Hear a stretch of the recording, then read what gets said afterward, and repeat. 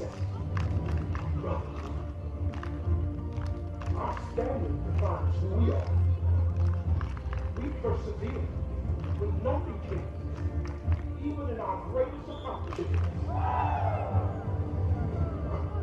Now I know I'm preaching to the choir, but hardship and pain, those are the prerequisites to learn from our history. We come together. Bond as one. Our bond comes with us. Spirit lives. It's in brotherhood we trust. In brotherhood we fight. In brotherhood we rise.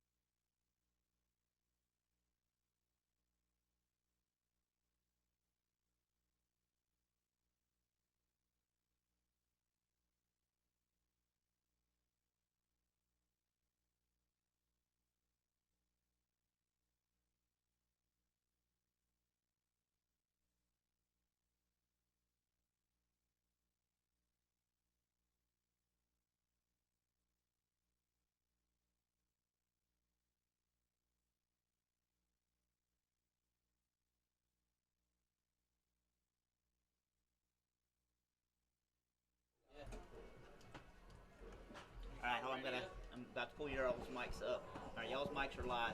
Are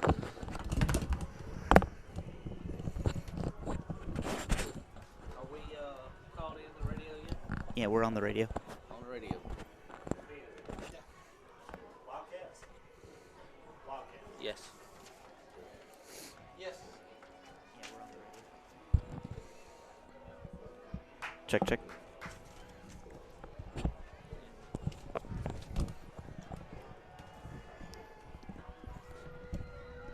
If you happen to be joining us via YouTube or Facebook, if you will, let us know if we are sounding okay to you.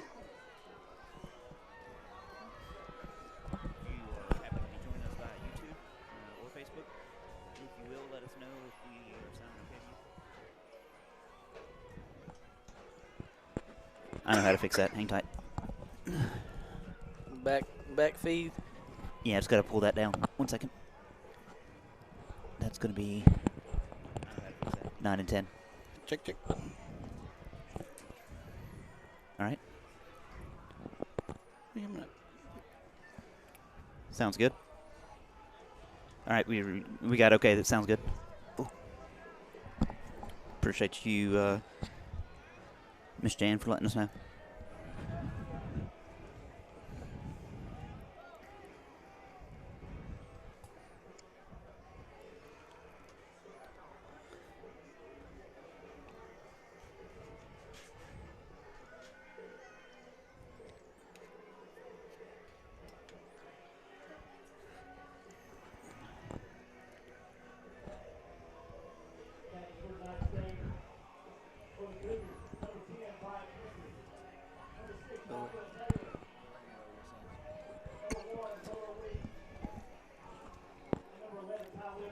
Good evening, sports fans. This is Ben White along with Spence Overton and Tim Dewar.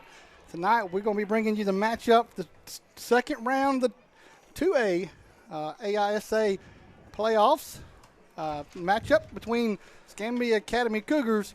And they're taking on the Edgewood Academy Wildcats. Okay. Captains for tonight will be Bryant Quimby and Taquel Taylor and Shannon Wheat and Ty Williams. I can't get the numbers from the Edgewood guys. Hang tight. I believe I heard number 5. Got number 5, which is Cam Burleson. Looks like Edgewood has won the toss and deferred to the second half.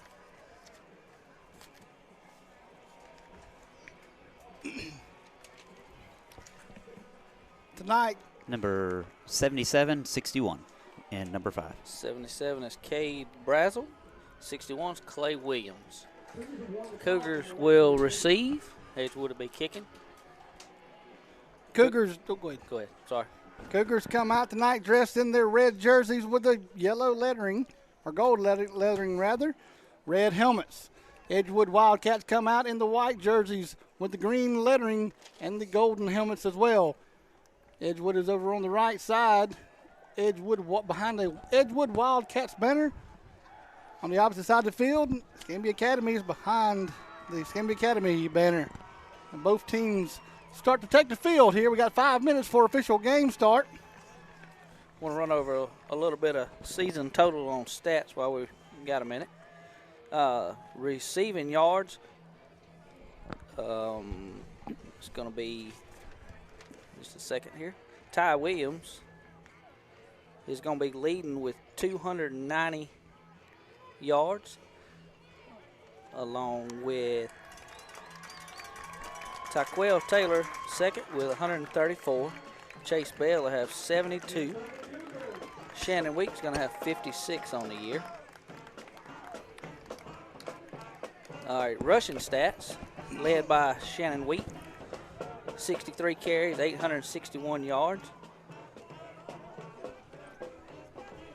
Followed by Daughtry McGee will have 276 yards on 44 carries. And we're going to take a break for the invocation. Send it back to WBZR 105.9.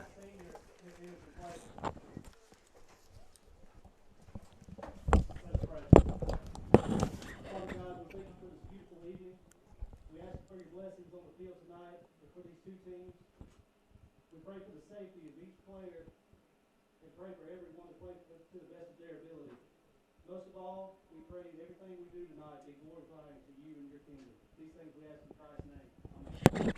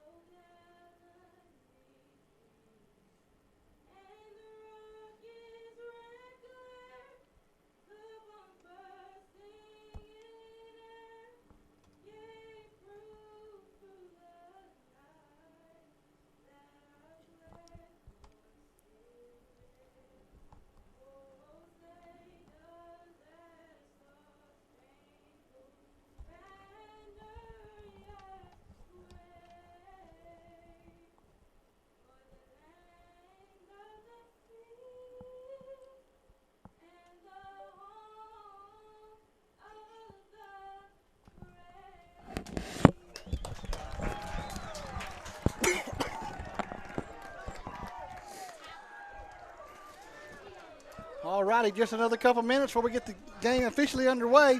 Edgewood coming all the way in from just north of Montgomery, Elmore County. Both teams coming in tonight's game with lots and lots of excitement. The winner of tonight's ball game travels to Troy next week and plays for the state championship AISA 2A.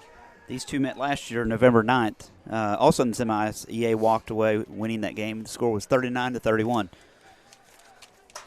Expect a good one here tonight. With both teams, like I said, fighting to get to that championship game next week. Edgewood gets ready to tee it off. There is a north wind coming about 9 miles per hour. It's 52 degrees right now. Temperatures are dropping fairly quickly. And number 12 back to kick for Edgewood. Start this ball game is Robert Stewart.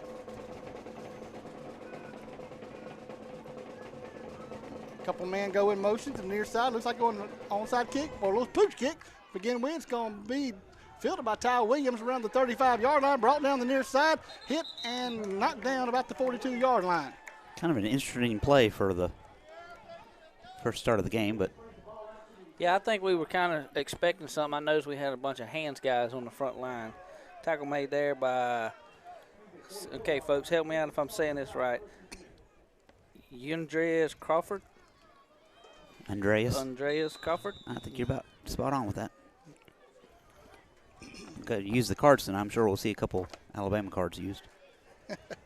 Can't see them from this side. Landon Sims going under center.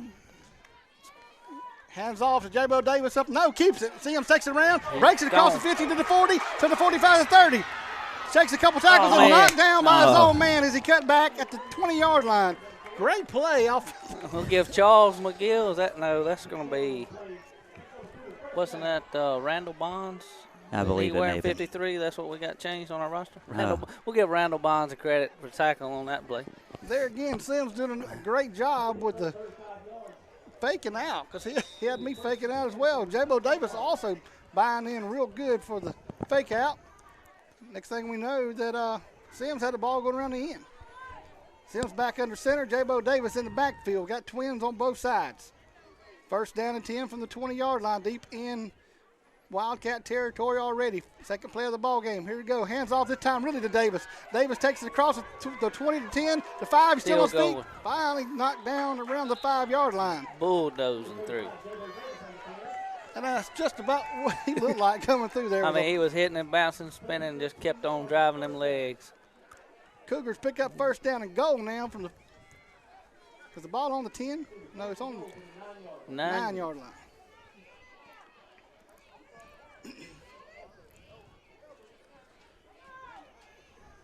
Ty Williams and Tequil Taylor and Daughtry McGee wide out on the near side. Ty Williams on the far side with Cloud. Sims under center.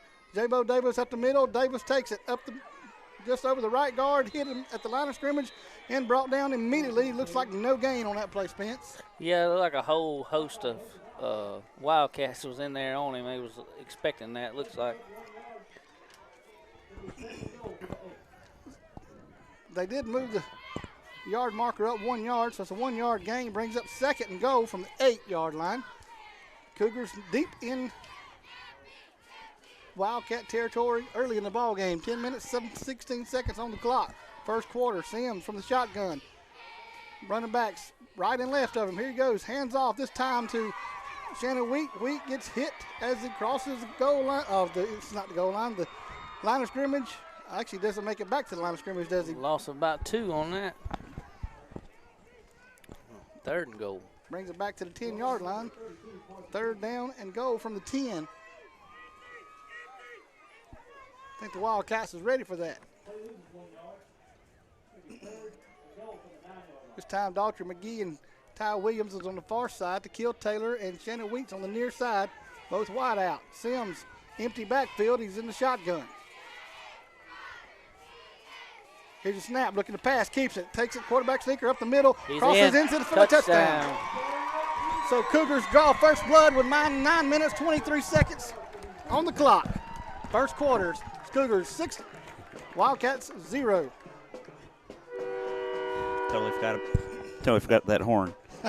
Since Spence running. I was tangled up in cables and.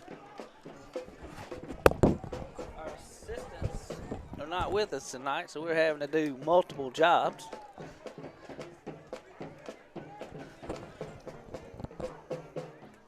So Orlando Medina will get set to attempt the point after. Medina, a left-footed kicker. He's a senior this year. He's up. That looks like we had a Wildcat maybe jump off sides. I don't think I saw the Cougars jump or move, but the refs will let us know. Offsides against the defense. That's what the call would be. Half the distance to the goal, which won't be much. Medina set to kick it away again. Oh, we are going for 2. They're shifting out. Play clock has not started. So the Cougars causing a lot of eye candy out there as they start bringing people on. Under center, Sims takes a hit to Davis. Davis hits the line and puts it across. Yeah, flag. We weren't set on the line when we snapped the ball. Whoever was on the end down here was still getting down in their stance. So in that situation, we get to replay? Yeah, they're going to back us up 5 yards, and I don't know if Coach will elect to go for 2 or send the field goal team, extra point team back on. Yeah, it looks like Medina's heading back on the field now, Spence. We're about 2 seconds away from making that perfect. You can hear the coaches, don't jump. So this time Medina will tee it up from the 15-yard line.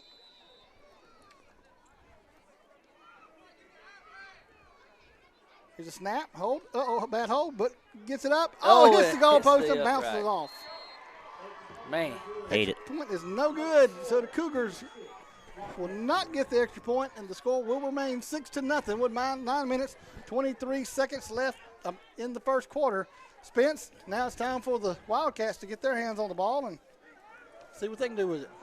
Yes, it is. A few more season stats while we're waiting here. Cougars have scored 15 touchdowns through the air to their opponents' 5. We've scored 34 rushing touchdowns to the opponents' 11. So it's going to be tough sledding for the Wildcats against this good defense we got. Talking to Coach Fields right before the game, he said the Cougars were definitely up for it. There's been great sportsmanship, teamwork all week long, as all year. Medina's set to kick it away for the Cougars. Here's the approach. Gonna be a deep kick, gonna be end over end, fielded about the 5-yard line, brought out down the middle of the field. Wedge blocking set up, Got a little room, breaks it all the way out to the 40-yard line before he's finally brought down. The flag comes flying across the field. I think that may be a horse collar. Horse collar. That's going to be Crawford on the carry. Good run right up the middle. Like somebody grabbed him just inside of his shoulder pads when he started spinning. Oh, they called him, looks like face mask. A face mask call. Not what I saw up here. That's going to set them up in real good territory. That gives the Wildcats 15 more yards tacked on the end of that run. So the ball is now in Cougar territory at the 45-yard line.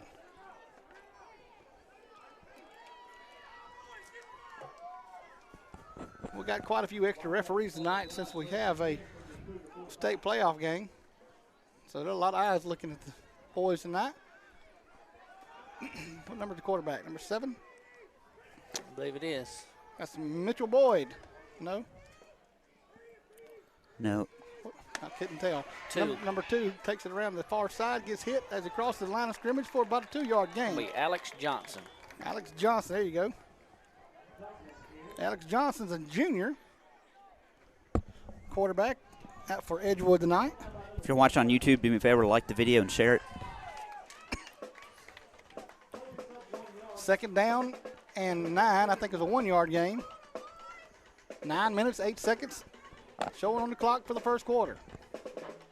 Edgewood approaching the line of scrimmage again. You got twins to the near side. No, trips to the near side and single wide out to the far side. Quarterback number is rolling out, looking deep. Hits the man off in the flats on the near side and brought down around the 38-yard line. It's going to be Robert Stewart on the reception. Looks like Petey McCants on the stop. Ball's placed on the near side hash mark, 37-yard line rather. Showing quads on the far side. Johnson from the shotgun, flanked to his left by his running back. Here's a snap, tosses it out. Number 7 tries to take it around the end, hit at the line of scrimmage, and brought back down behind the line of scrimmage. Forward progress will get him back up. Looked like, I didn't catch the number of the back running the ball, but it looks like Jabo Davis and Bryant Quimby and Jason Hilton was in on the stop. It's going to be 4th down and 4. Looks like Edgewood's going to try to go for it. Ball is now on the 39-yard line. So he lost a yard on that play. This time Edgewood is having twins both sides. Single back in the field to the left of the quarterback Johnson. Now man in motion to the far side. Now he's back to the near side. Quarterback tosses in the backfield. He's Drops hit. It, incomplete. So the Cougars will take over on downs. 1st down and 10 going the other way from the 39-yard line. Good stop. Cougars come out looking aggressive tonight so far.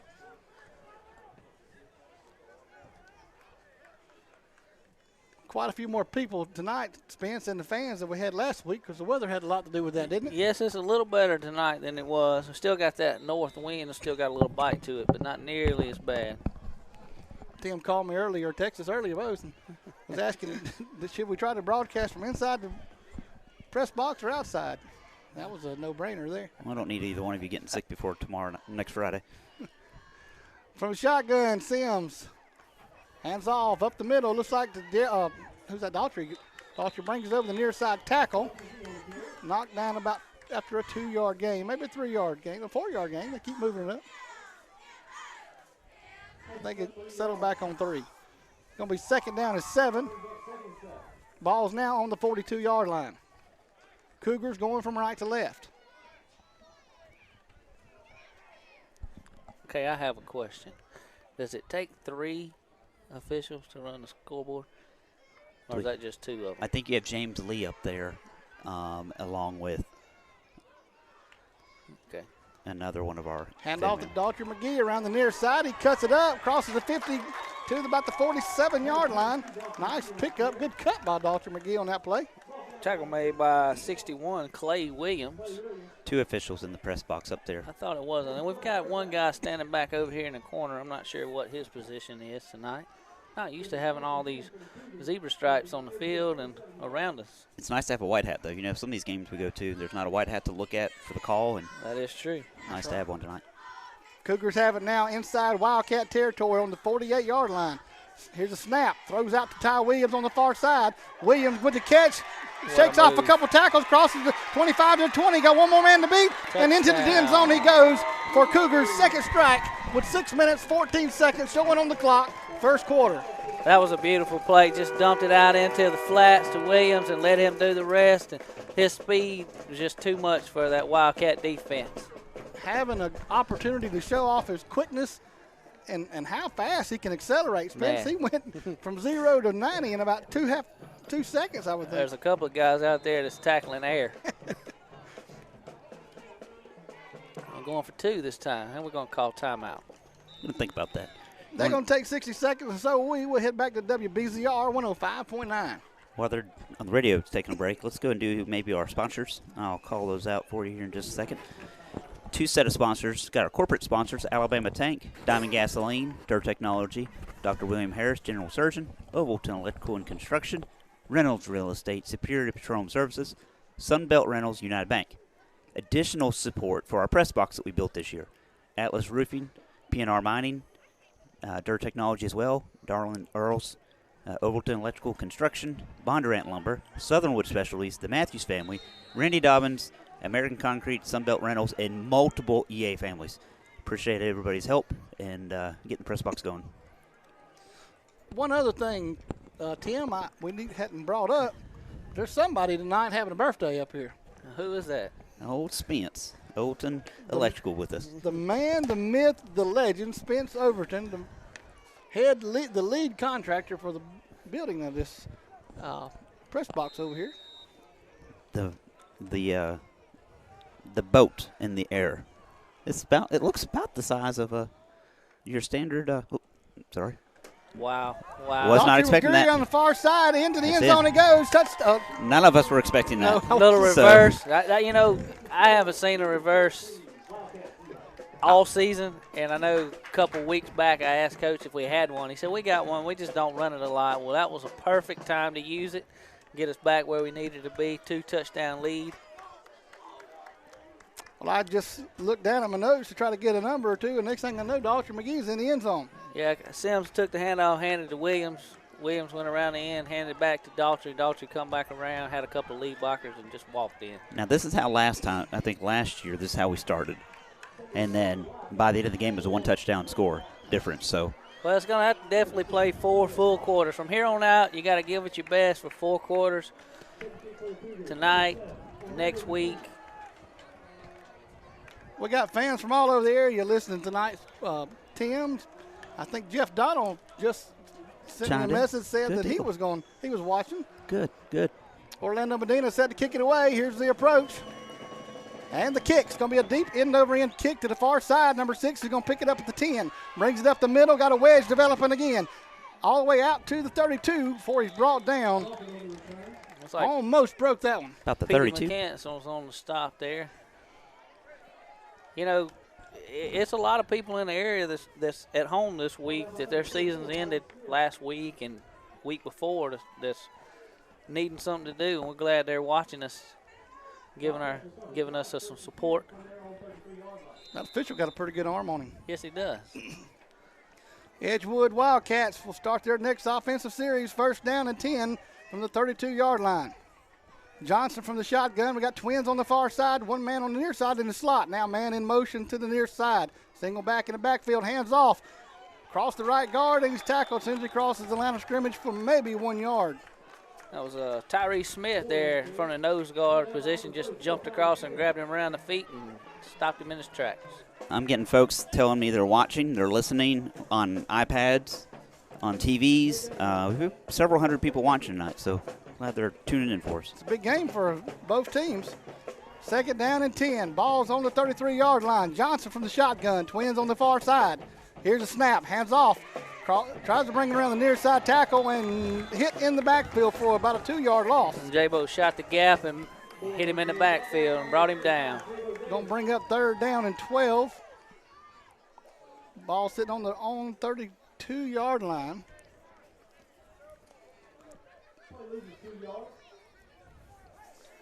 5 minutes, 15 seconds on the clock. Cougars leading by a score of 14-0. Big third down play for the Wildcats here.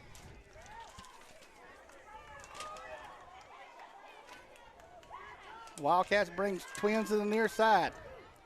Quarterback in the shotgun looking down deep. Got a man wide open on the far side. And he dropped it.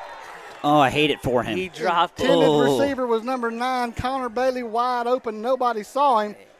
They slipped a little trick play in, had a man standing on the sideline there. Nobody picked it up. He was all alone down the sideline, and he just hit him in the hands, and he dropped it. Hate it for him. Hate it for the young man, but I like it for our team. That is a tough. That was a good break. Good break right there. Sometimes excitement can get to you. I had the exact same thing happen to me up in Uriah, Alabama. many, many years ago. That mind gets to thinking about that green grass, and them hands just won't cooperate. So the Wildcats show that they're going to punt it away. Standing from his own 20-yard line. Gets the punt off. It's going to be a very, very high spiraling punt. Fair catch is called and dropped. It. Oh, my goodness. They got It's still going, still up.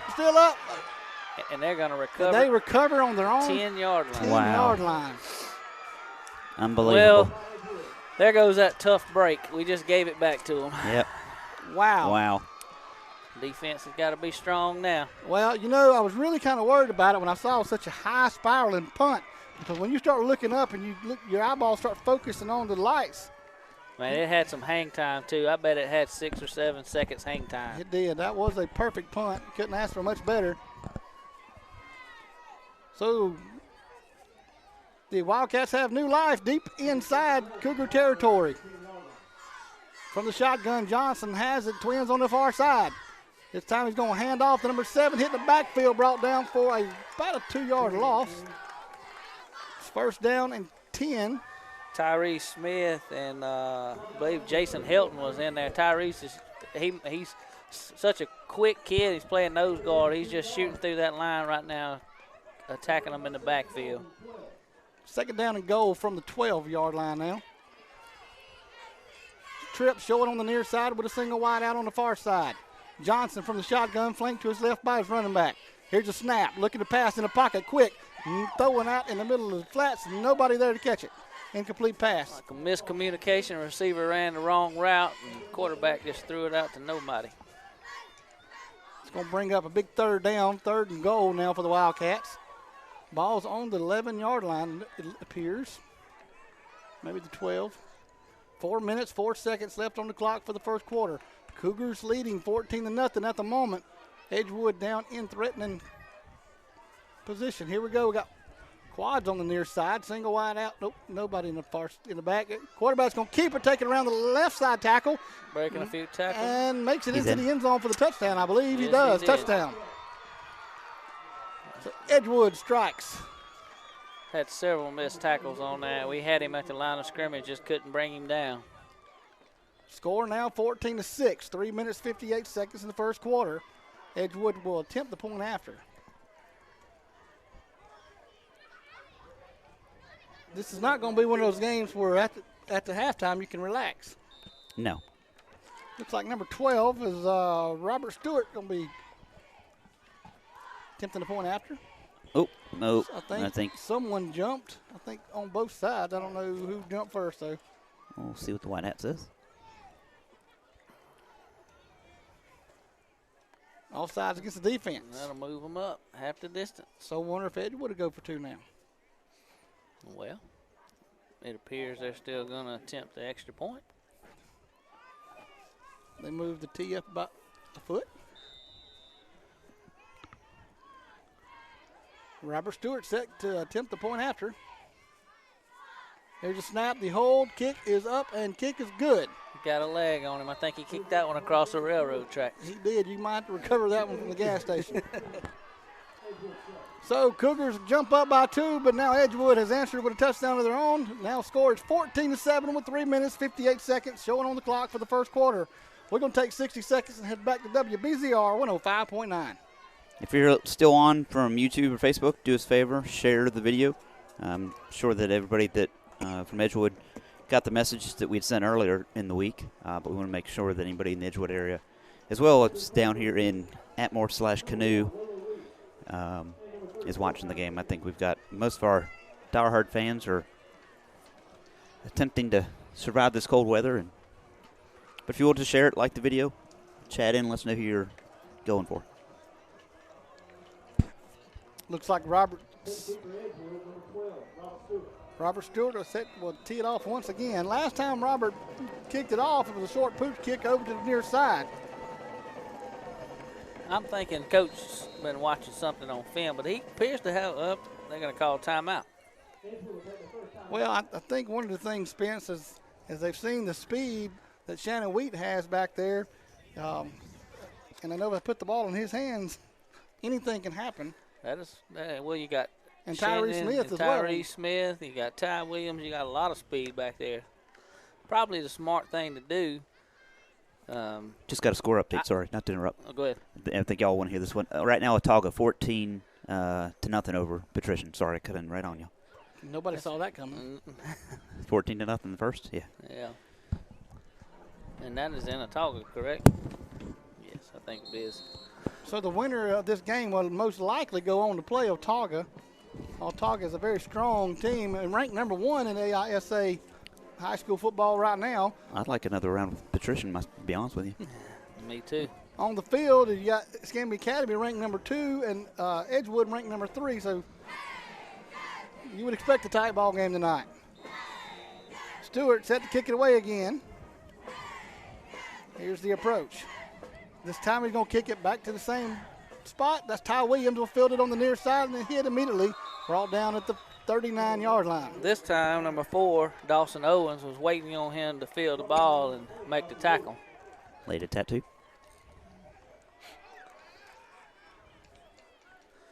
Well, let's see if Edgewood's defense can stop us.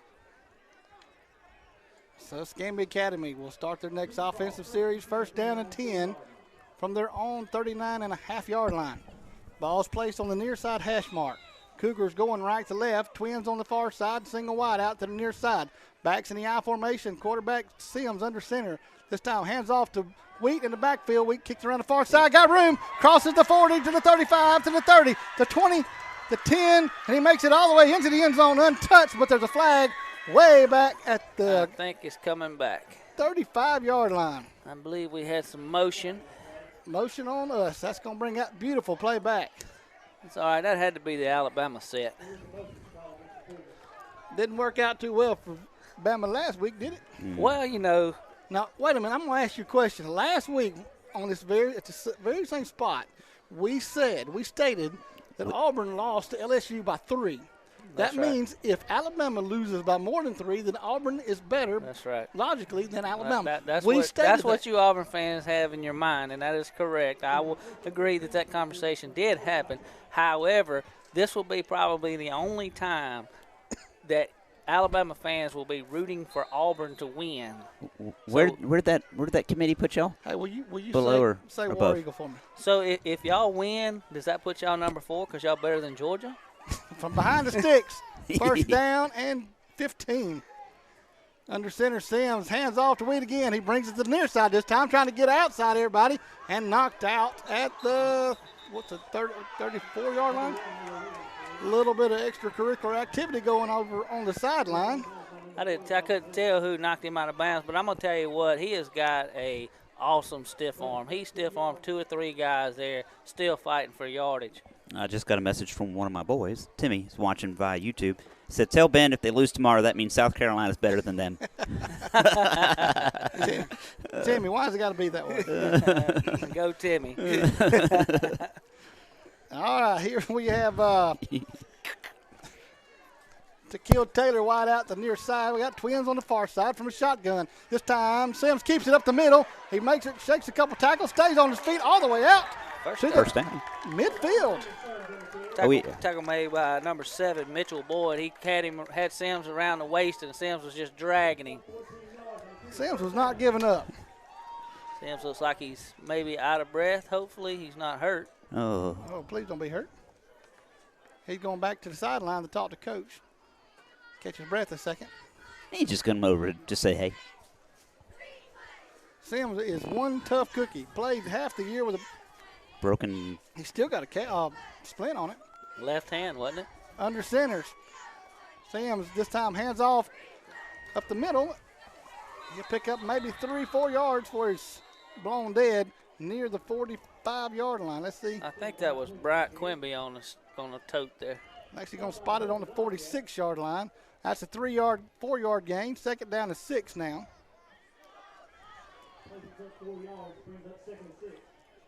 Trying to adjust the camera quality there. That may help everybody see a little better. Twins on the far side of the single wide to the near side. Backs in the I formation. Sims under center. Picks the ball up, keeps it.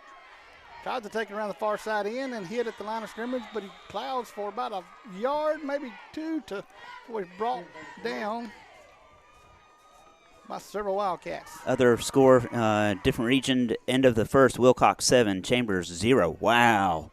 That's going to be another good one. That, and tell you what, last weekend Chambers had a great game. Yeah. I went back and watched that. Jackson Academy, wasn't it? Yes, sir. Yeah, Jackson came out. They didn't have a real good season, but they made a statement. Yes, they did. Next year, they didn't lose many either. So reclassification next year. You don't know who's going to end up where. Sims from the shotgun this time. Hands up. No, keeps it. Quarterback keeper over the right tackle. He'll pick up about 4 on the play, and they're pushing him back now. But his forward progress should get him out near the first down marker because he appeared to cross the 40-yard line to maybe the 39. Gonna mark him just short. There's a lot of emotions on the field tonight. You see different kids, different places, pushing, fighting till the whistle blows. They're playing with a lot of heart tonight. They spotted him on the 40 or just on the fat side of the 40. Here we go. Sims under center. Bad snap, but he picks it up, and I think he plows forward for it. Sims gets, he needed about 1. I think he got 2. Yeah, referee gave us a good spot. He reached the ball out, and first down. Cougars get 4 more downs to work with. First down and 10 now from the 38-yard line. Approaching the red zone. 1 minute, 11 seconds showing on the clock for the first quarter. Cougars up 14-7. Cougars with the ball threatening, going right to left. Sims from the shotgun. Here's a snap, looking to pass in the pocket, throws it up, wide open. There's Ty Williams. Ty Williams caught at the 10-yard line and ran out of bounds about the 9.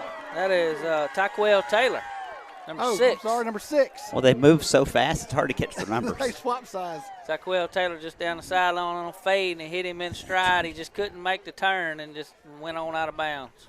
That was one of the flag patterns. I've always found that the most difficult catch to make. Because you're looking back over your shoulder.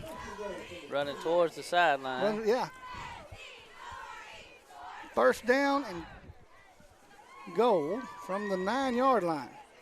Sims under center, backs out formation. It looked like there's motion. Sims going to keep it. Touchdown. Take it in for the touchdown. Wow, what a fake.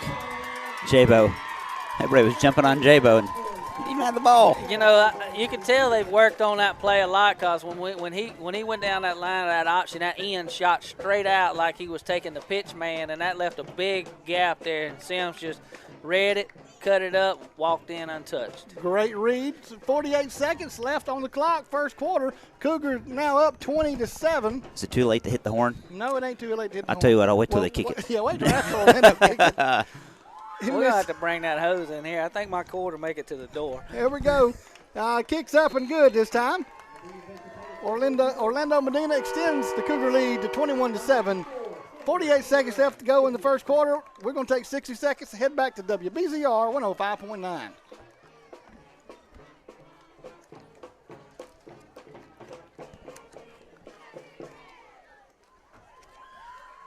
don't know what it on my sponsor list. He's got it on here. Here we go. There's the horn. I thought that was a train. So I guess I could have done that.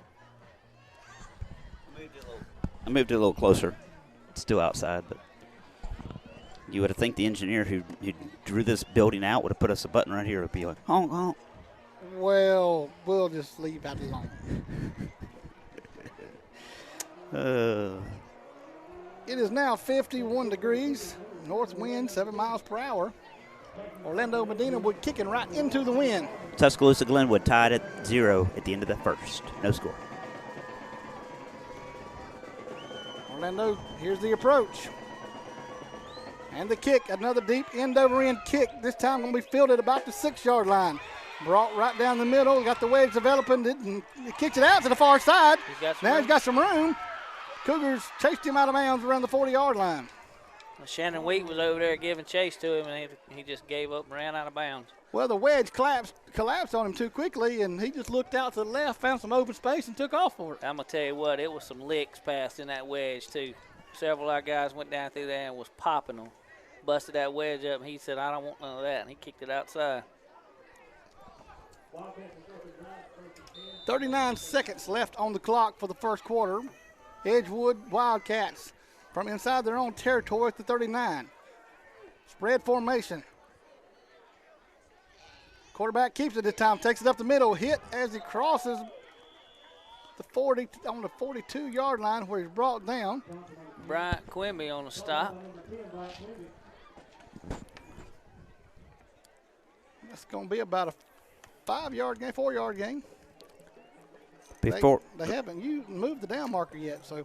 Special guest joining us via the internet at halftime. All right. Who was our special guest? It's a surprise. All right. Surprise special guest. Second down is 6. Spread formation. Up trips on the near side. Single wide out to the far side. Here we go.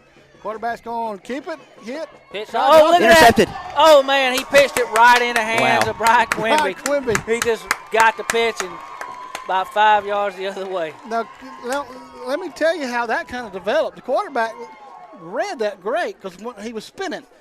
Whenever he looked, he saw his man wide open. Once he got hit, he went to pitch the ball, but by the time he spun back around, Quimby done stepped up in the pocket, and he tossed it right in his hands. I didn't tell who made initial contact on the quarterback.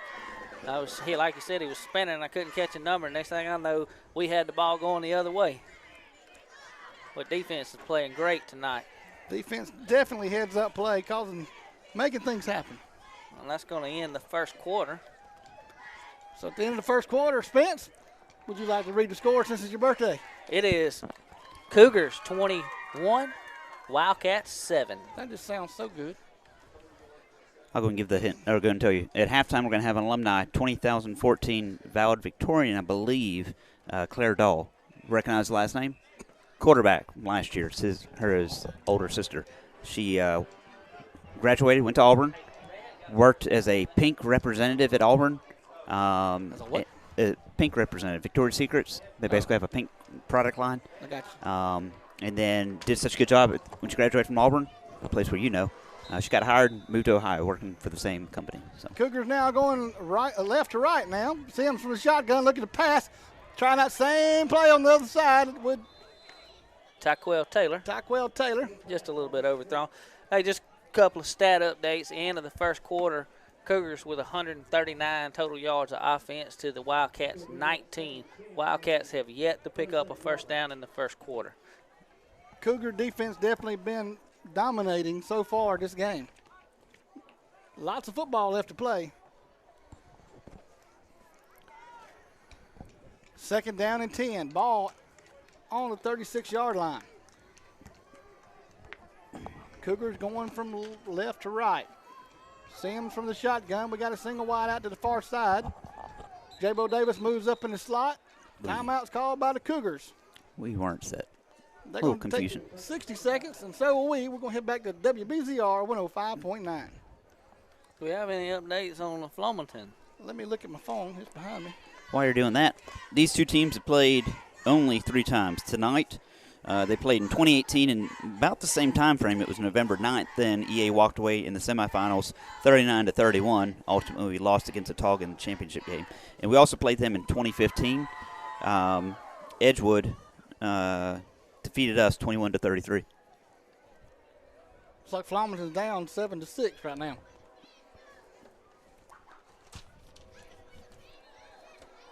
The only team that that EA and EA, I guess I could say that tonight, Edgewood Academy, EA, both these teams have in common during regular season was Lakeside. Of course, they played Lakeside 35-28. Edgewood won that. We, of course, defeated Lakeside in playoffs last week. Sims in the shotgun, flanked to his left and his right by his running back. Now Jabo Davis will move up in the slot. Offsides. False start. Oh, it's against us. Mm-hmm. Yeah, did he go towards the front of the line? I'm not sure. I was trying to look at something else. That backs us up 5 more yards. 2nd down and 15. Tired of seeing those yellow things come out. You know, thus far, though, it's been pretty good. It's only a couple. Same formation here. Jabo Davis sets up in the slot. Here we go. Sims going to take it across the right side tackle and across the line of scrimmage. Picks up maybe a yard or 2. Just got another score update. Autauga still 14-0.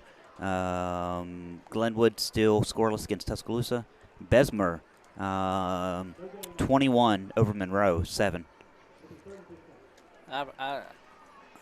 Gonna be some good games in 3A. Ball placed on the near side hash mark. 41-yard line. Wildcat side of the field. 3rd down. 13 yards to go. Twins both sides. Sims from the shotgun. And we calling timeout again. Who is it? Edgewood. Edgewood calls timeout this time.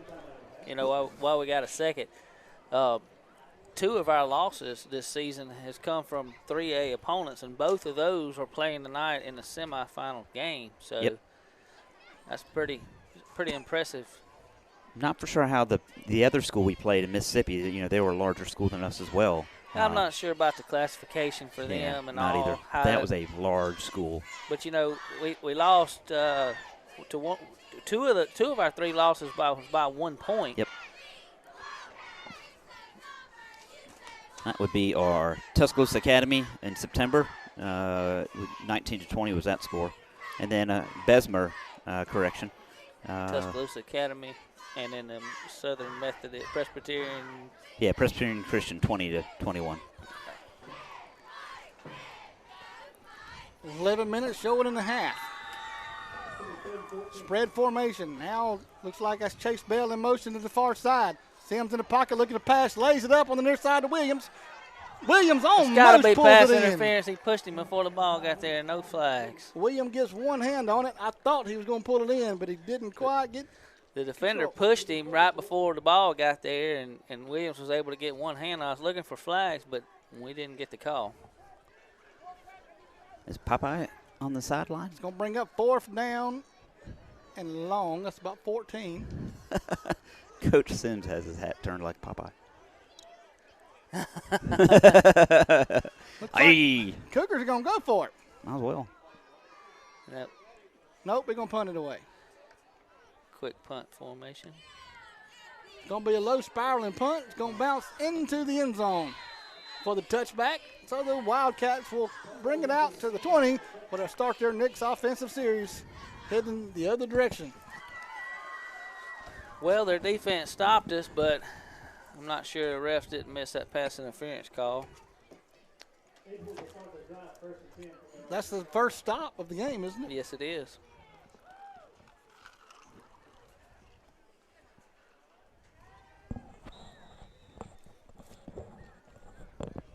Ten minutes, 47 seconds in the half. Edgewood 1st down and 10 from their own 20-yard line. Spread formation with a single tailback to his left. Quarterback is in the pocket looking to pass.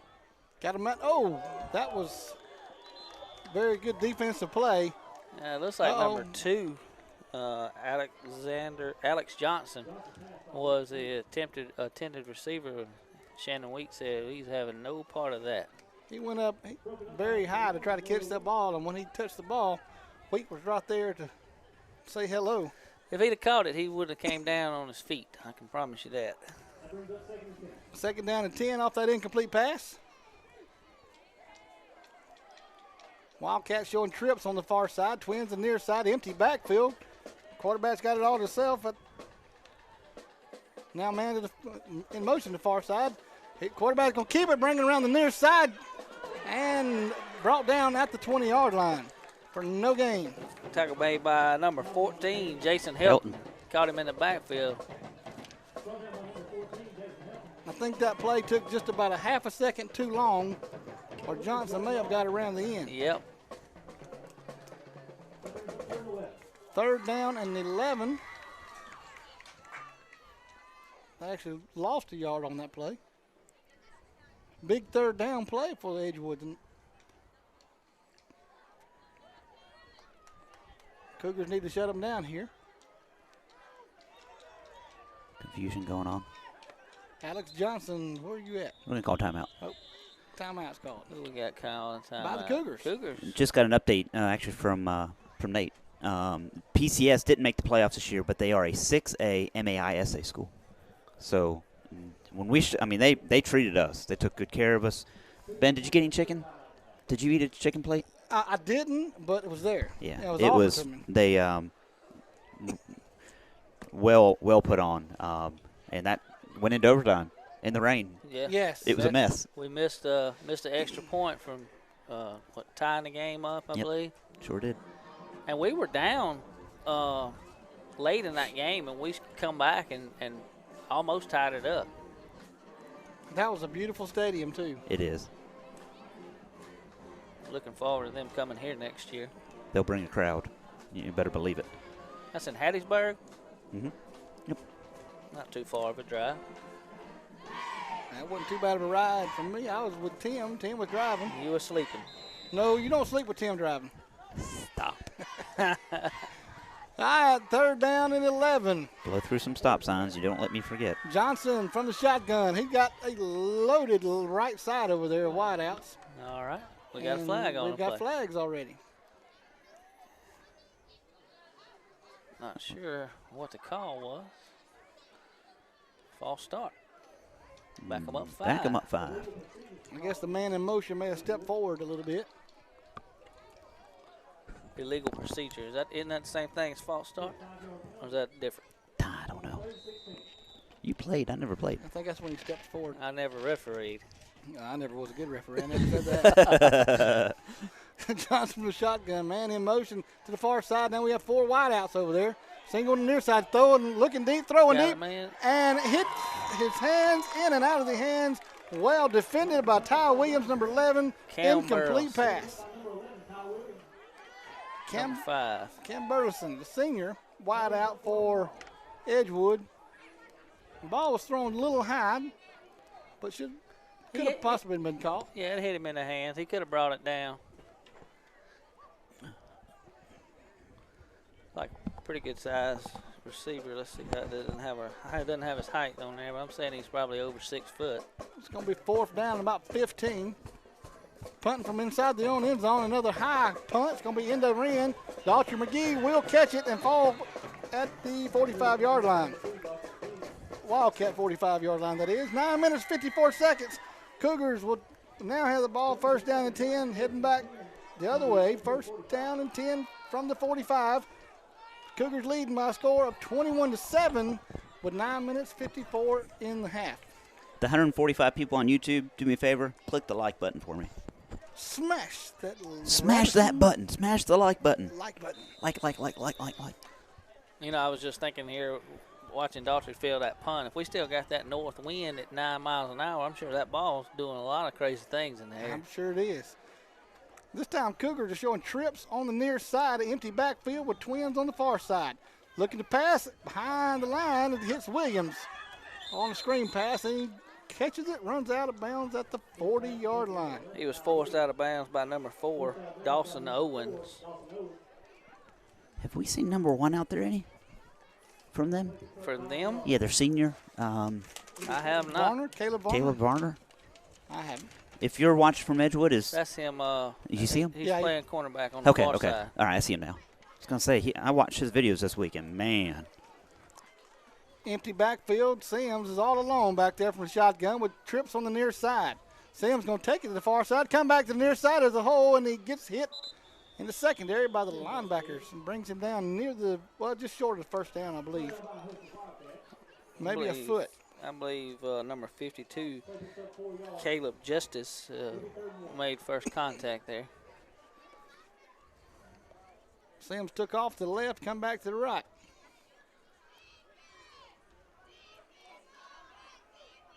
literally about a foot from the first down marker. Ball's on the 35 and a half, we'll call it. Under center, Sims is going to take it. Hands off to Davis up the middle. Davis is going to get that. He's going to get the first down, not much more. That's about all. Like That's all they number needed. 61, Clay Williams kind of stood him up there. It's going to be, I believe he's maybe a nose guard. First down and 10. Ball from the Wildcat 34-yard line. Sims from the shotgun this time. We got trips on the near side. Looking to the far side, throws into behind the line of scrimmage to, that's Ty Wheat, night. Ty Wheat. Williams. Shannon Wheat. Was that Wheat? Yeah. It was Wheat. Pick up about 9.5 on that. Caleb Varner on the stop, number 1. Tim, you was asking about him. He made a tackle. I was looking down the audio. My bad. Second down and 1 now. Ball on the 26-yard line. Too many gadgets. Spread formation. Looks like J-Bo Davis is going to be flanking Sims to his left. Nope, behind him now. Sims going under center. Looking to pass. Got a man open deep. That is Ty Williams in the end zone, and it's Touchdown. caught. Touchdown.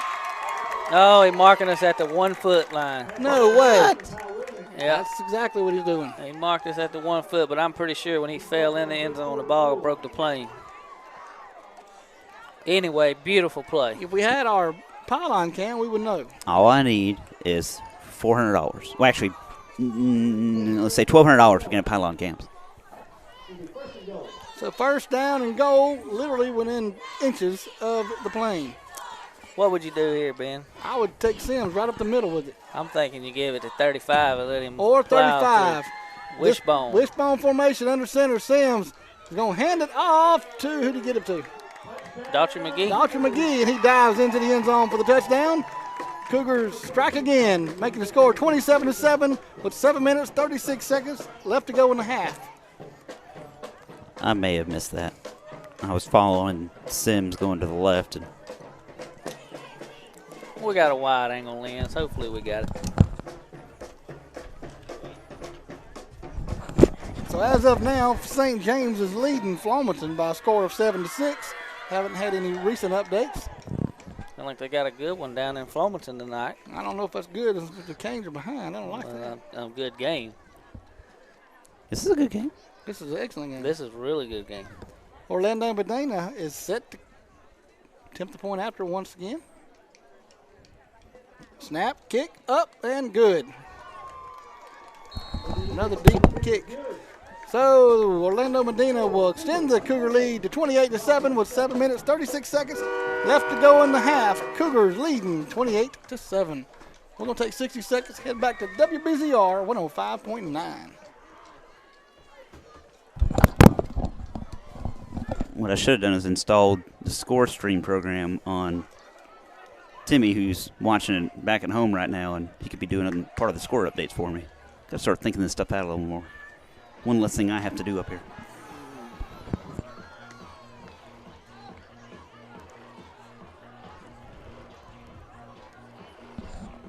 (28-7) in the second quarter.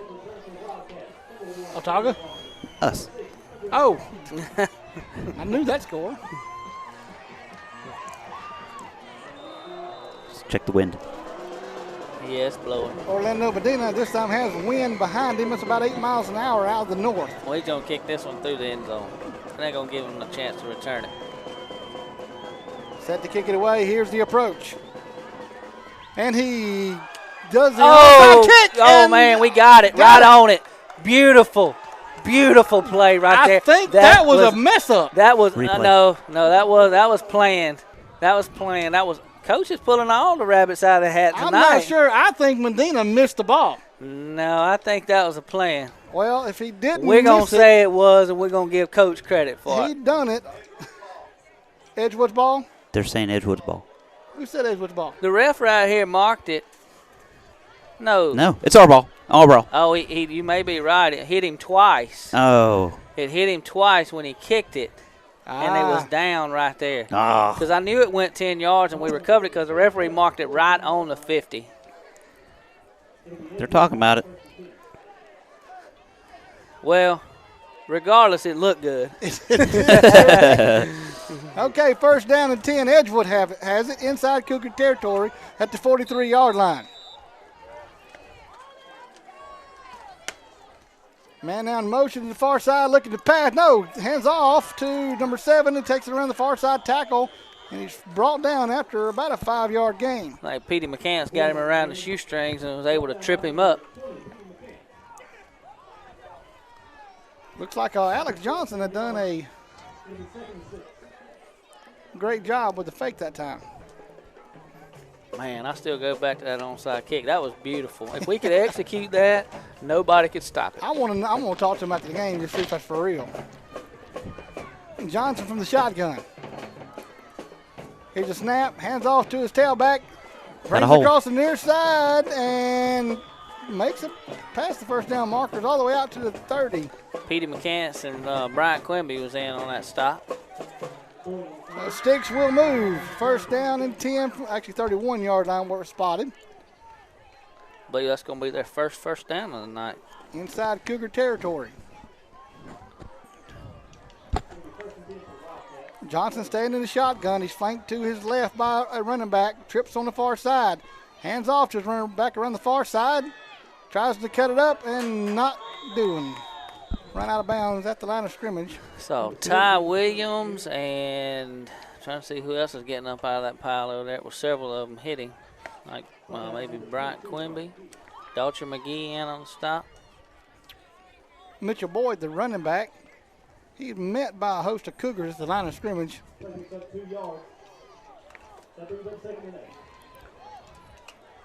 Teal Miller is leading 13-0 over Montgomery Academy. Did you say that already?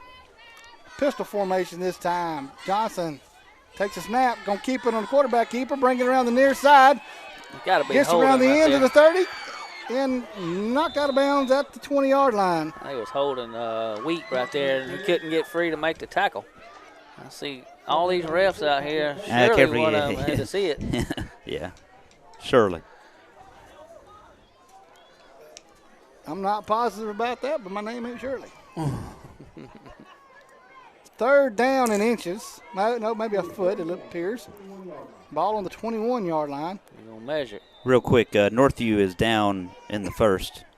They're playing Vernon, Florida, in the first quarter. The last time the score was up there was 8-0. Patricia scored. That score, second quarter, 27-7. They're moving the chains.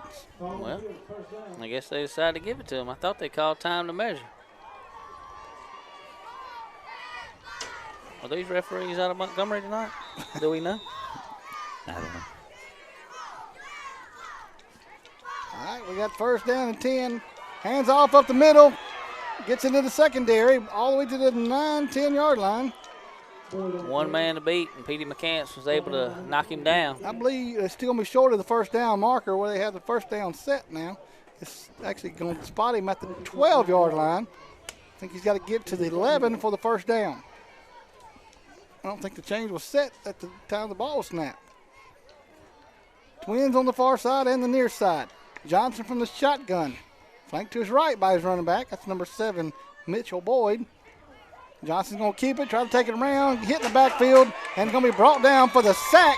Randall Bonds.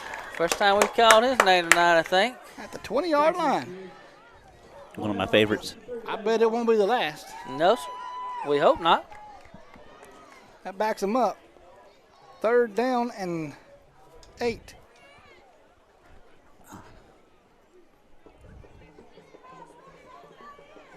This is a big third down play for Edgewood. I don't know. Did y'all see their kicker warming up? They got a pretty good leg for field goal. I was fooling around with cables up here and did not see. Johnson stays in the shotgun. Now we got a man in motion to the far side. Leaves one wide out to the near side. He sets up in the slot.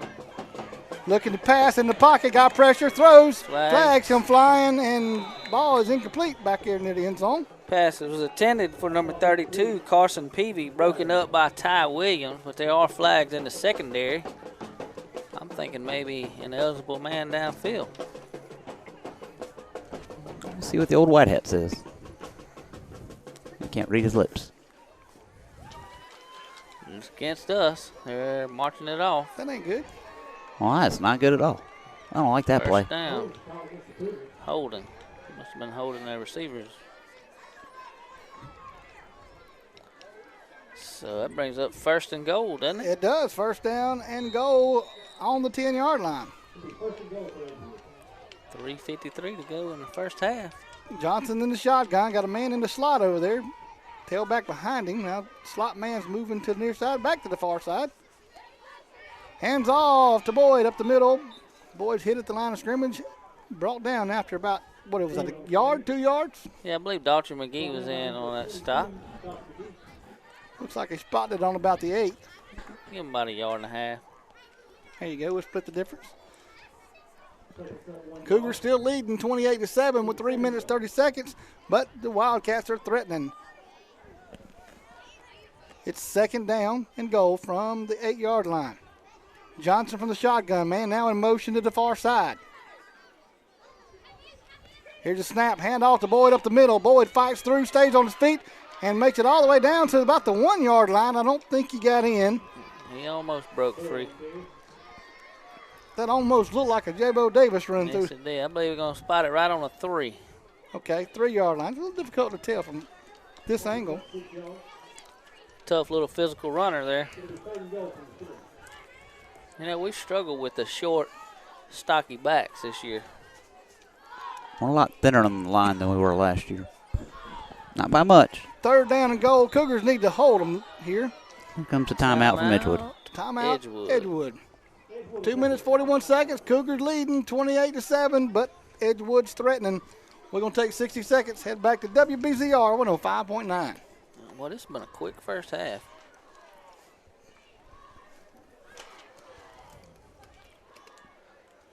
Try and find some other score updates for us real quick. St. James now leads 10-6 over the Hurricanes. Taylor Miller 13-0 still at Montgomery Academy. They're already at the half. Bessemer 21, Monroe 13. Last time that score was updated was the first quarter. Northview still 0-8. No other scores. What other local games do we have going on tonight in our area? 27-7 Autauga. I just thought you threw something out the window. It almost went out the window. It did. 4.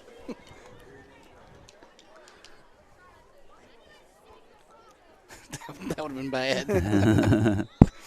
No more Wilmington updates. 2 minutes, 41 seconds. Here with Johnson, the shotgun. We got twins, far side. Hands off to Boyd up the middle. Right there. Boyd's hit at the line of scrimmage and drove backwards and slammed into the ground. Man, number 68. Tyler Newton. Tyler Newton just manhandled him. Tyler Newton said, not today. Not today. All right, 4th down. And like, they spotted him a yard further than he was before the play. Okay, I'm not sure. I'm not sure how that happened. It But was just resting on the 3-yard line on the stripe there, and now they moved it up to the 2. 4th down and goal. They're going for it.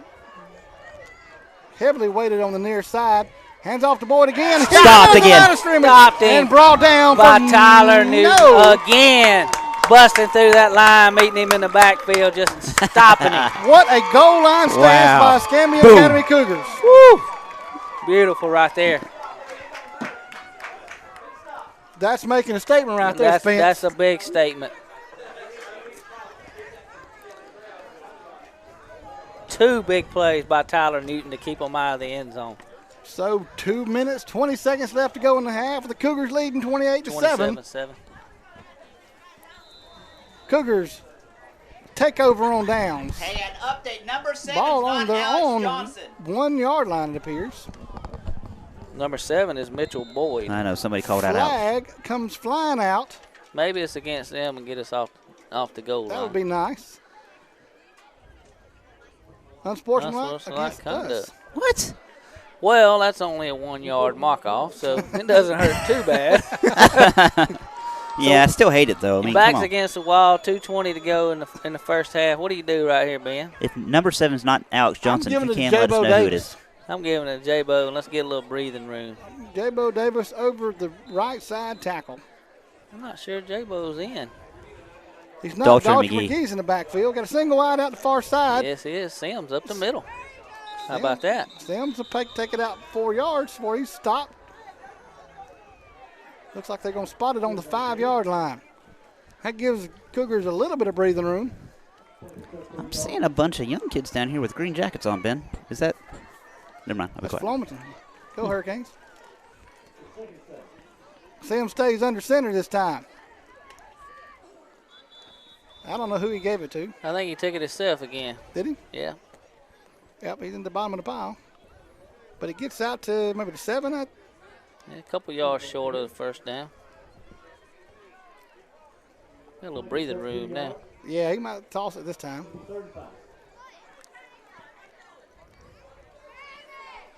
Or hand it to Davis. I think I'd rather let Davis get in front of me and follow him. Me too. Under center, backs in the I formation. Movement on the line. That's against us. Oh, that ain't good. That backs us up. Somebody was rocking.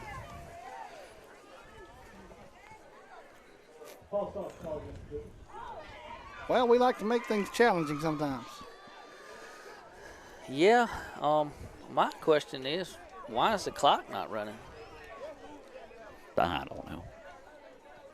Look at that moon, man. It's bright. Yeah, it is bright. I had it in the shot a while ago. So what do you do here? I'm going back to Davis up the middle. I'm saying you burn as much time off the clock as you can, and Yes. then you try to run it out. You got 2 more downs. Sam's looking to pass this time. No, what's he doing? No, he kept it. Quarterback keeper, he'll get out to the 5. He's out to the 10. Dragging him to the 10. He's still fighting. pumping. Still fighting. All the way out to. Still going. He's got the first down. The whole pile just pushed forward to the first down. I love that they changed that rule this year. Sims never gave up, pumping them legs. Spike the ball. Spike the ball. 44 seconds. I'll say you let it Let go. it go. What? We'll Come go into on. the field. You take that. Hey, don't do like Alabama and give them 2, True, give them true, a quick true. touchdown for the half. Yeah, Let 2 it of go. them. Let it go. 2 of them. 2 of them. Y'all done lost 1 game. Now you're going to lose 2 games after you play Auburn. Oh, there it is. Auburn's going to lose a 3 of 19 seconds left to go in the half. It looks like the Cougars may let the time expire before they run it again. Big Nope. halftime show coming up. So Here goes the Going to get delay of game. delay of here. game call. it backs up. All right. That's all right. They won't have to run another play. They'll go into the I think we're going to have to Halftime snap with it the one lead. more time. Cougars do have Nope. to kick it away We do not. when they come back after half to start the third quarter. And that will do it for the first half of play, folks. Cougars go in halftime, leading Edgewood by a score of 28-7 on this chilly November the 15th, 2019 AISA 2A second round of the state championship, state playoffs. Don't go anywhere. We're going to have a little bit of a halftime performance, I think, with the band. And then we're going to conference in our Claire Dahl, who was our graduate of, I think, 2014. I may be wrong on that. But she's got a story to tell us. She's definitely left EA, went to Auburn, graduated Auburn. War Eagle. And, yeah, there you are again. And then she's now working. So she's got a huge social media following on YouTube and Instagram. So stay tuned. We'll be back in 14 minutes. What? I think we'll be back in 20. I think it's 5. Hey, I got some. Got the first half stats running. Just send to me so we'll come back and go over those. I got to get halftime set up for that. I'm taking y'all's mics down. Check. Okay. I'm going to stay up here and film. I've got to get the...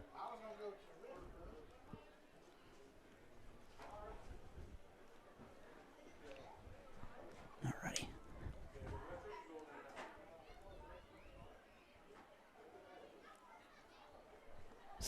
just hang tight with us, folks. We're going to be giving out a Cougar Lifetime Achievement Award. I think the band or the cheer team, let me check. Don't know if the dancers are dancing tonight. So just hang tight, and then we're going to bring in our alumni for the night.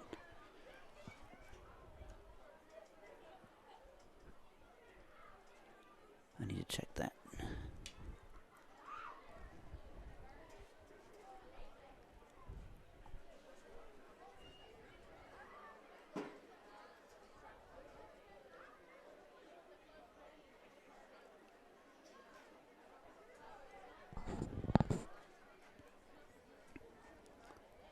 All right, we will have our JV and varsity cheerleaders walking out.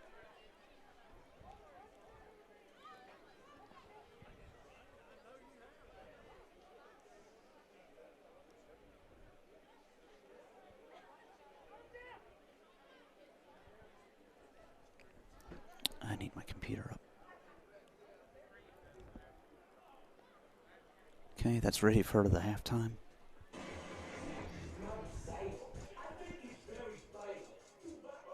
Going to take the audio down just for a few minutes.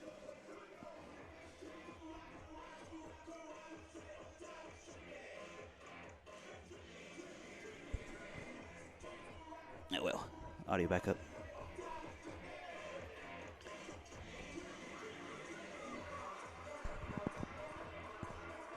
Two senior cheerleaders, the rest are two varsity and the other a good mix for JV.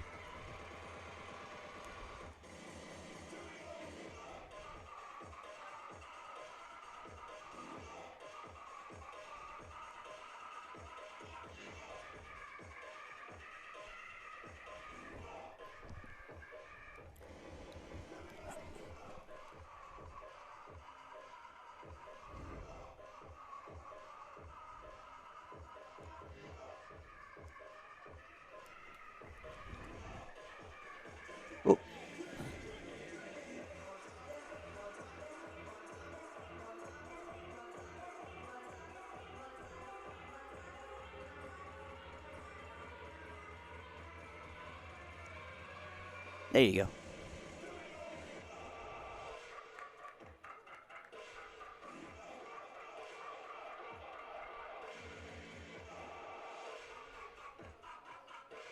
Cold out there tonight.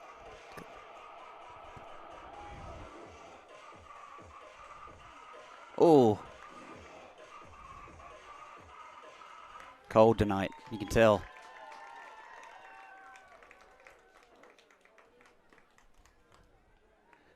I'm going to go ahead and bring Claire on the line. Be just 1 second.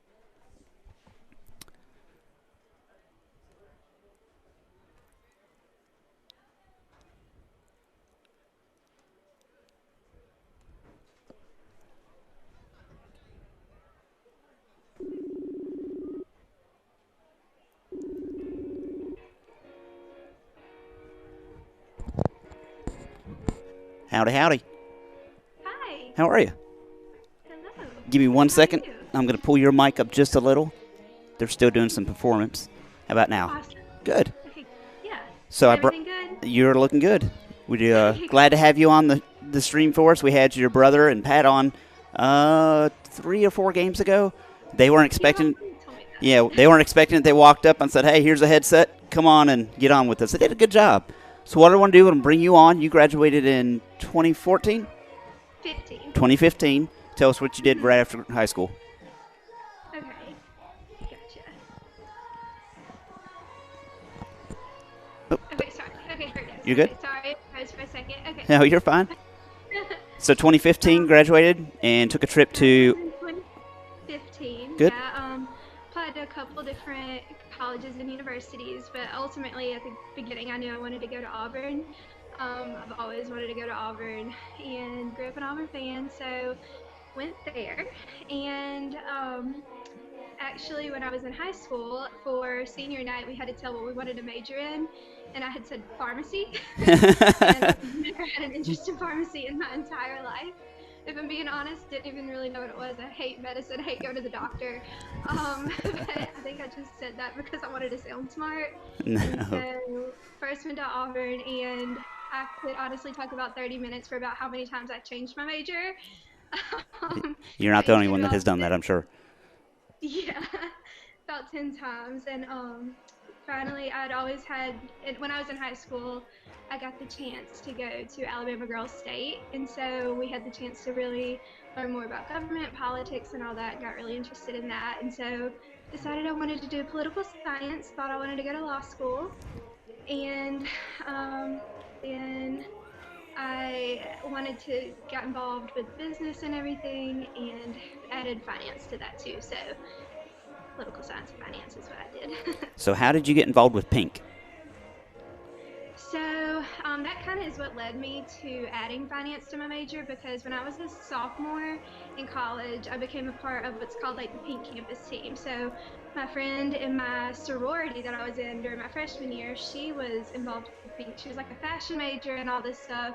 And so there's 110 schools across the country where Pink has representatives. And so she was one of those. And I was like, well, I love the brand. That sounds fun. And so the next year I was like, I kind of want to do it, but I never thought I would get the chance because they only select like 2 girls per college. And so actually I didn't even apply because I didn't think I would get it. And they Wow. reached out to me and asked me to apply because they knew I really was good when I was on the team. And so got to be a Pink Campus rep during my junior year and my senior year of college. And so we had the chance to really just promote the brand on campus and really get involved and go into Auburn, where it's such a big school. Yeah. And getting to be a part of something that's such a huge brand, it was really just crazy cool. And so that was really awesome. But yeah, so I got involved with that, and again, it's one of those things that you never thought you'd get the chance to do, but Yeah. God kind of just put it in front of me, so it was led to a lot of great opportunities for that. Well, a lot of people probably already know, but you have a very large, growing social media presence based off of that. Did it start with the Pink product line and that opportunity? You've got a pretty large YouTube following, almost checked today, 6,000. Your recent video had 18,000 views. You got a huge Instagram following, which is great, just unbelievable. I have a hard time. I think we have 219 subscribers for the YouTube channel now, and here you're at 6,000 or so. But Yeah. so what led to start doing those vlogs? So with being, when I used to not really care so much about social media, but I've always loved makeup. I've always loved like fashion, and I've always loved lifestyle and like watching things on YouTube.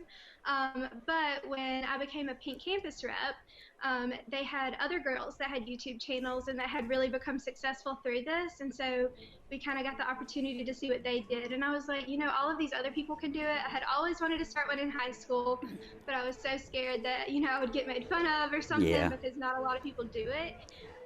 And so one day I decided, I was with my friends at Disney World and decided to go ahead and start filming. I started vlogging, and then when I was a Pink Campus rep, I actually won a camera, and so that's kind of what really started my makeup videos. So it was a really, really cool opportunity. And so like, but before I even won a camera, I was just using my phone to record everything. And so I was just like, I'm one of those people where if I'm going to do something, I'm going to do it to my full ability. So I was like, I'm not just going to upload one video and stop. Yep. Before I even upload one, I'm going to make a schedule. So at the beginning, I decided I'm going to upload 3 times a week, every single week, take no breaks, and promote it as much as I can on all social media platforms, because I think people sometimes associate social media with being a bad place and a negative place, and, you know, like, kind of dumb, but I feel like there's so much positivity that you can use Yeah. social media for, and use your platform for something good. I knew I wanted to use it to, you know, spread my, you know, love of Jesus and through my videos, and really like things about like my love of Jesus, and then also things like makeup and beauty and lifestyle, and really just kind of helping other girls, because I've been through a lot. I feel like a lot of people in, you know, middle school, high school, college, Yep. they go through things and they don't maybe not have somebody that they can relate to, not a role model, and not that at all. I just wanted to be somebody that's relatable and lets people know that they're not alone in anything that they're going through. So Well, that's kind of when I wanted to start it. Well, it is awesome to see it happening. I don't watch all your videos, obviously, because it's about makeup. but I definitely keep track of the alumni. So I try to, get y'all involved as much as possible. Because once you do leave a small town like you did, it's hard to get back here. So the other day I was like, you know what? I messaged your mom and said, do you think she'd get on the film for us? And so you just graduated from Auburn, and then now you're where? Now I'm in Columbus, Ohio. Wow. It's freezing cold. Very different. So I'm working for L Brands. I work for Victoria's Secret Pink. So that was another thing in college. It took me a long time to find what I was really passionate for. I tried out for so many things that I thought I was passionate for, and I got rejected from all of these clubs, all these organizations, and then Pink kind of brought me in with open arms and, gave me so many opportunities to travel all across the country. And then it also gave me an opportunity to have an internship in their marketing department this summer. And so when I was here, I got the opportunity to really network and meet people with HR and then all the departments, and I just fell in love with it. And it was just so amazing because I'd never really seen anything like it before, Yep. Grew up in a really small town, and even like Auburn is really more of a small town, not a lot. So it's very different here. It's already snowed twice. And so very, very different, but I do miss Alabama. I'm so excited. I'll be home in like a week and a half to visit Cool. Thanksgiving. So Well, good. very excited. But it is really just cold right now. But I do love it. What's the one thing you miss from being in a small school setting in high school? What's the one thing you miss? Yeah, I miss my best friends, honestly, because we graduated, with 29 people. Yep. And so having such a small knit, knowing every single thing about every single person and seeing the same people every day. But my two best friends from high school, Bailey and Jessica, I still talk to them every single day. Yep. We FaceTime and talk on the phone almost every day. We text all day, every day. We have plans to see each other in like 11 days. And so just really being able to have that small friend group to where, they're going to be with you from the time you wake up to the time you go to bed every day. Yep. I do miss that. And I miss just like how everything was so easy going. And I feel like in high school, you kind of want to rush to get it over with, and you don't realize how fast it goes, and college goes by even faster. Yeah. Which is crazy to say that. But definitely it was a good time. But yeah, it's the fact that I still have my best friend, so it's kind of like I haven't even really left. Well, good. Well, I'm not going to keep you much longer because I know it's a Friday night, and I'm sure you've got plenty going on. This is the highlight of my Friday night. Oh, that is awesome. Well, I tell you what, your family, your brother specifically, I didn't really get involved with the school a lot until I think the year you graduated. Actually, the year you graduated, I started getting into the filming with Blaine and all those guys. And so I've seen your brother grow up in 4 years, and got to celebrate a state championship with them year before last, and then not celebrate, but see the losses past year at the state championship. But I appreciate you taking the time out to come out and talk to us tonight. Continue the social media platform you are. I think it's great. I know because I've seen some of the comments. You're reaching individuals through your post, and if you can reach one person, it's like church. If you can get one person turn out for church, there you go. Yeah. God will use one person at church, and you're reaching people in your own way through your social media platform, which is awesome. So as a board member, thank you. Continue to do what you're doing because you're making this small town, this small school look great. And when you said, I miss my friends the way you are because y'all are such a close-knit class, that's why I brought my boys here. I graduated in Baldwin County. I don't even know how many was in my class, 300 or so. But we appreciate you. Keep doing it. Keep us in the loop. And next time you're down here, let us know, and we'll get you in the press box maybe next year. Oh, my goodness. That would be awesome. Hello. So in red is Ben, and this is the famous Spence. If you listen to any of our broadcasts, Spence is the one who wouldn't put his headset on for the first few games and then finally has. Graduated from Clark Prep. We won't say any more. Ben graduated from Flomaton, and both have kids here. And War Eagle. Yeah, Ben graduated from Auburn. So. Oh, awesome. Yay. Well, enjoy the snow. Appreciate you taking a few minutes out of your Friday night for us, and keep in touch. Yes, no, thank you so much. Go Thanks. Cougars. Thanks, Claire. Appreciate it. Go Cougars. Go ahead and say War Eagle one more time. Go ahead, Ben. War Eagle. War Eagle. Eagle. Appreciate you. Bye. Thanks. All right, let's go back here. I missed a couple of the performances out there, but, man, she did good. It was great to have her on. Yeah, we've never dropped any connection with radio. Let me close out what I had open. That took some hoops to jump through. We're pushing 110. No, more than that. 110 that I know about. So,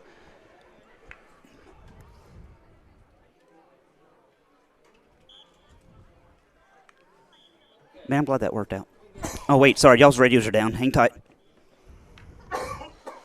Cut us off. Well, I was trying to prevent feedback. I got some feedback now. Hang tight. All right, y'all should be good.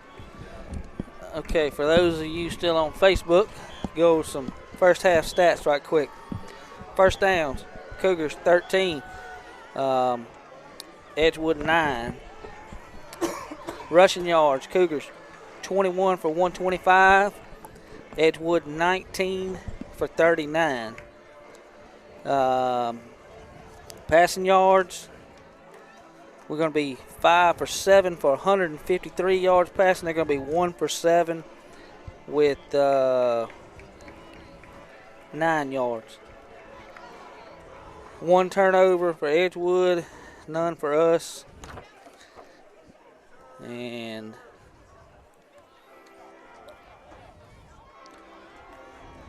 Cougars are averaging 21.9 yards per pass and 6 yards per rush.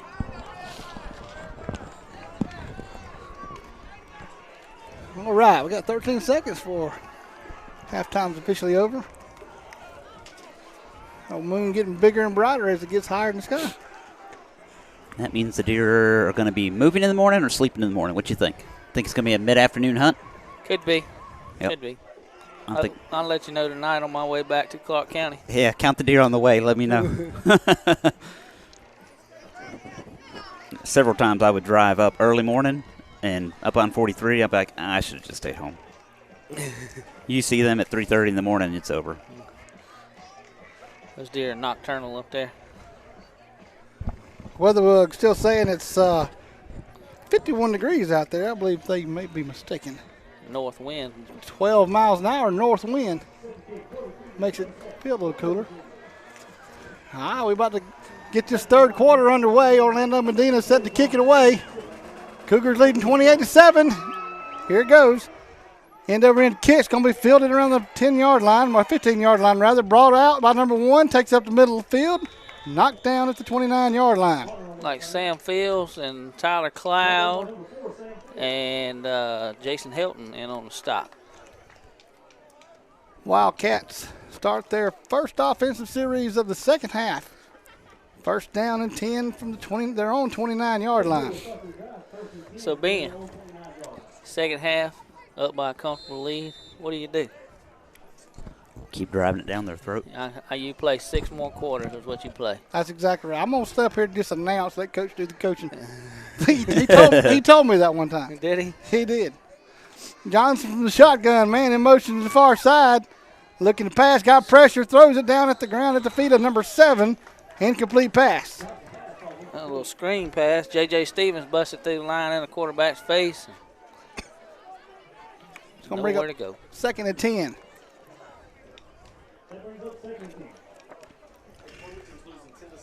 Flemington losing 10-6. Go Canes. That hurts when you said that. Now you know how my boy beside me felt when you were texting us all day Saturday. Trips on the near side. Johnson from the shotgun with a single wide out to the far side. Hands out for the backfield. Oh, trickery. Little trick play. Number 5 is the 10 receiver. Oh, man, that's got to be a flag. Almost intercepted by number 11, Ty Williams. Coach Fountain and Coach Sims or Field and Sims are. I think they need to ask the ref, did he forget his flag tonight? He was all over Ty's back, and he was trying to make the interception. Coach Sims all up in referees that line judge's ear right now, letting him know. Well, it makes me feel better that I didn't know. I'm not the only one that saw that.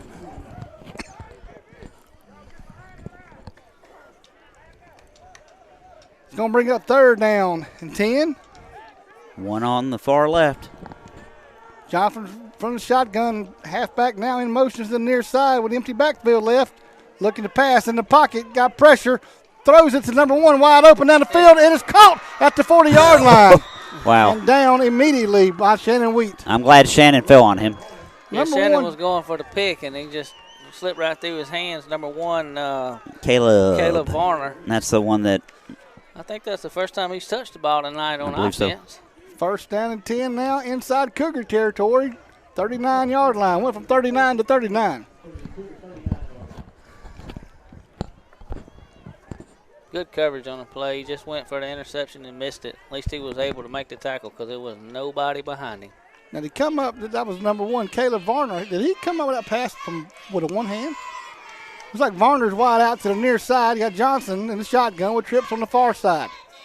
Man now in motion to the near side, and flags are on the field for delay of game. Back him up 5.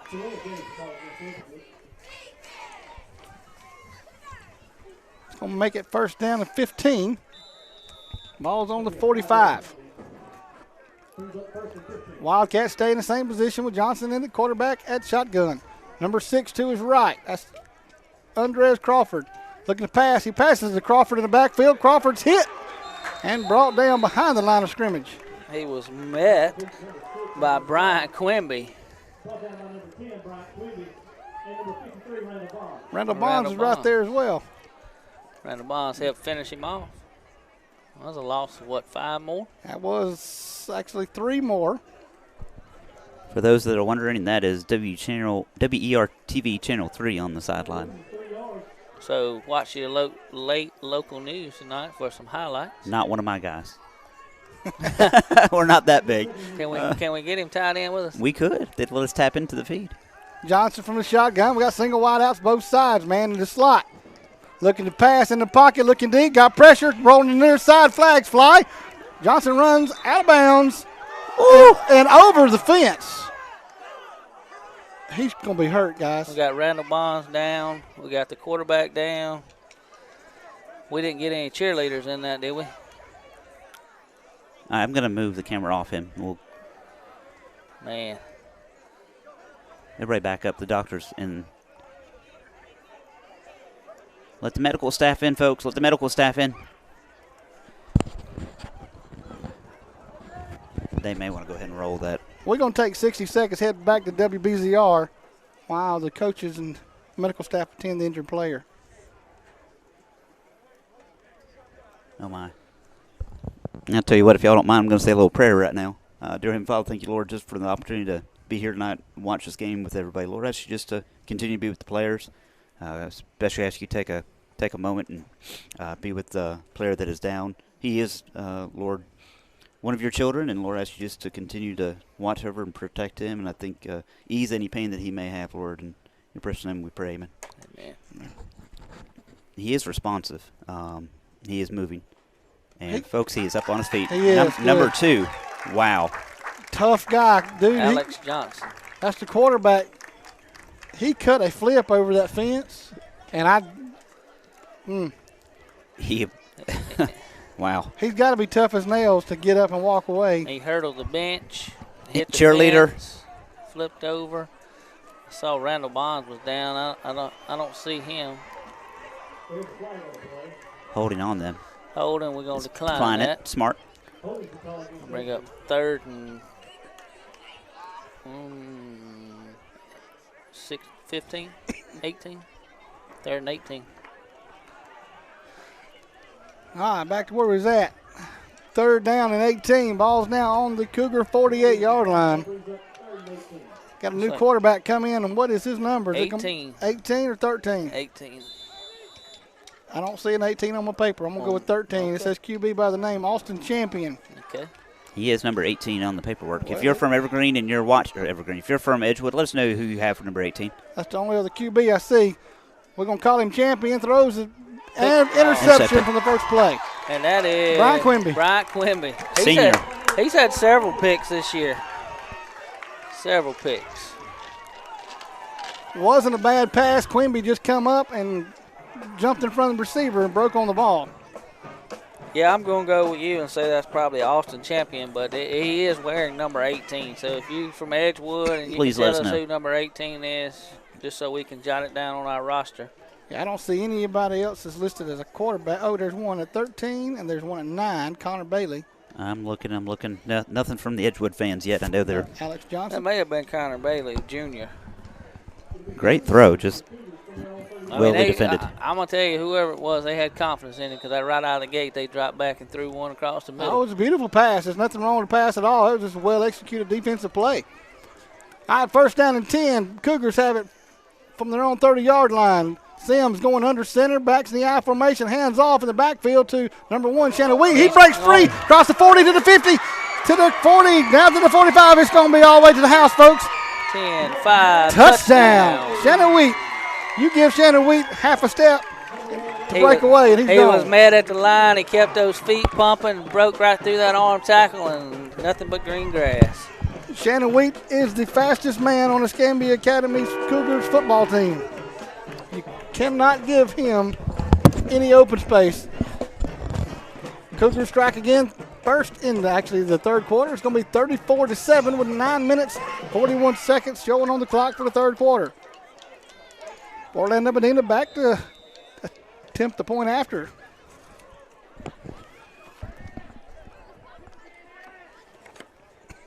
Here's a snap. Kick is going to be up and good. Cougars pulling away, extending the lead 35-7 with 9 minutes, 41 seconds left to go in the third. I believe that was about a 70-yard strike, one play. That was a big play. It's definitely not giving up on your run. Yeah. Now, I'll tell you, the Cougars, running backs, receivers, every one of them never quit. Their Yeah. legs stay driving. It's like I don't know who taught them to do that first, but every one of them does it. They do. And it pays off, too, because a lot of times you have plays like that happen and drive through those arm tackles and off to the races. T.R. Miller, 21 over Montgomery Academy's third quarter. Besmer up 31-13 over Monroe. At some point in time, though, Spence, you're going to have to start protecting your players Yes, sir. for next week. Yes, I agree. But there again, we're going to let Coach make that call. Absolutely. Orlando Benitez set to kick it away. Here's the approach. It's going to be a deep kick end over end. This time it's going to be fielded by number 6 at about the 6-yard line. He'll bring it up the middle of the field to the wedge. The wedge collapses on him. He tries to break it out. Nothing doing. So Chase Bell in on that stop. I think Chase hit him first. Chase, multiple weightlifting records with track state records. It's going to be quick to get down there every time he can. Bust that wedge up and just met him. Tell you what, man, I don't know if y'all been watching now, but there's some contact when they busting that wedge up. It is. I wouldn't want to be on the other side of it. I can promise you that. Did you ever have any contact when you played here against EA? Contact sport? Oh, yeah. First down and 10 from the 21-yard line. We got twins on both sides. Quarterback from the shotgun. He's going to keep it, take it up the middle. That's going to be still Johnson, ain't it? Johnson still driving through Escambia Academy for the first down. No, that's 7. Boyd. That's Boyd. You're talking about back when I played, I can remember playing against them in the 9th grade, and, I mean, it was brutal in the 9th grade. Yeah. Timeout's called on the field by the Escambia Academy. They're going to take 60 seconds, and so will we. Head back to WBZR 105.9.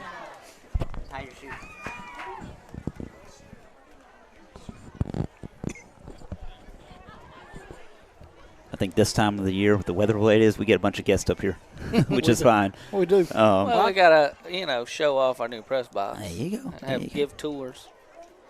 I was up here the other day finishing up some of what I needed to do. That's not what I was doing, pointing to that. That's there. But train started coming and barely could hear the train and start to feel it a little. And but once it got here, you didn't feel it anymore. It was the craziest thing. It's almost like it was a vibration miles down the road shaking that track. Talking about a train and vibration, years ago when I went through trench class, that was one of the things they taught us. If a train's within a mile and you hear it coming, you have to get out of the trench because it'll cause a collapse.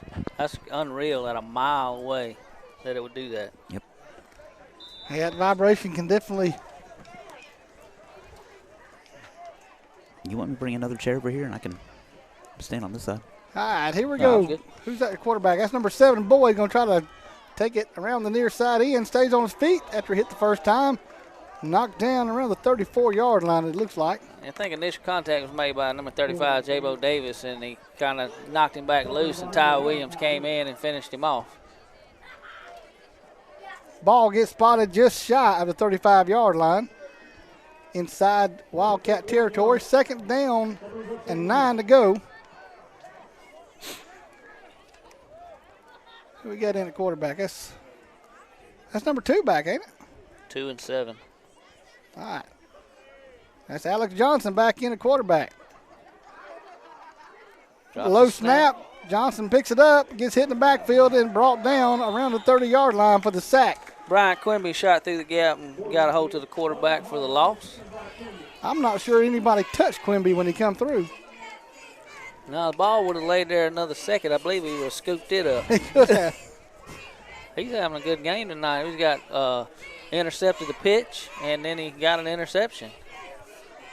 It's going to make it 3rd down and long for the Wildcats. They go in with spread formation. Johnson in the shotgun, flanked to his right by his running back, Boyd. Here's a snap, looking to pass deep in the pocket. Got pressure, having to roll, throwing deep, looking deep. Flags come flying, and nobody's home. Incomplete pass. I'm going to guess that's going to be holding. Looks of it. Might be Daughtry guilty of the hold there.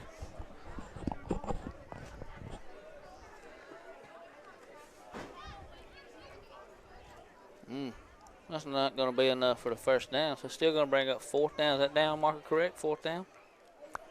Yes, 4th down. Or will it be no? Now it's 4th down.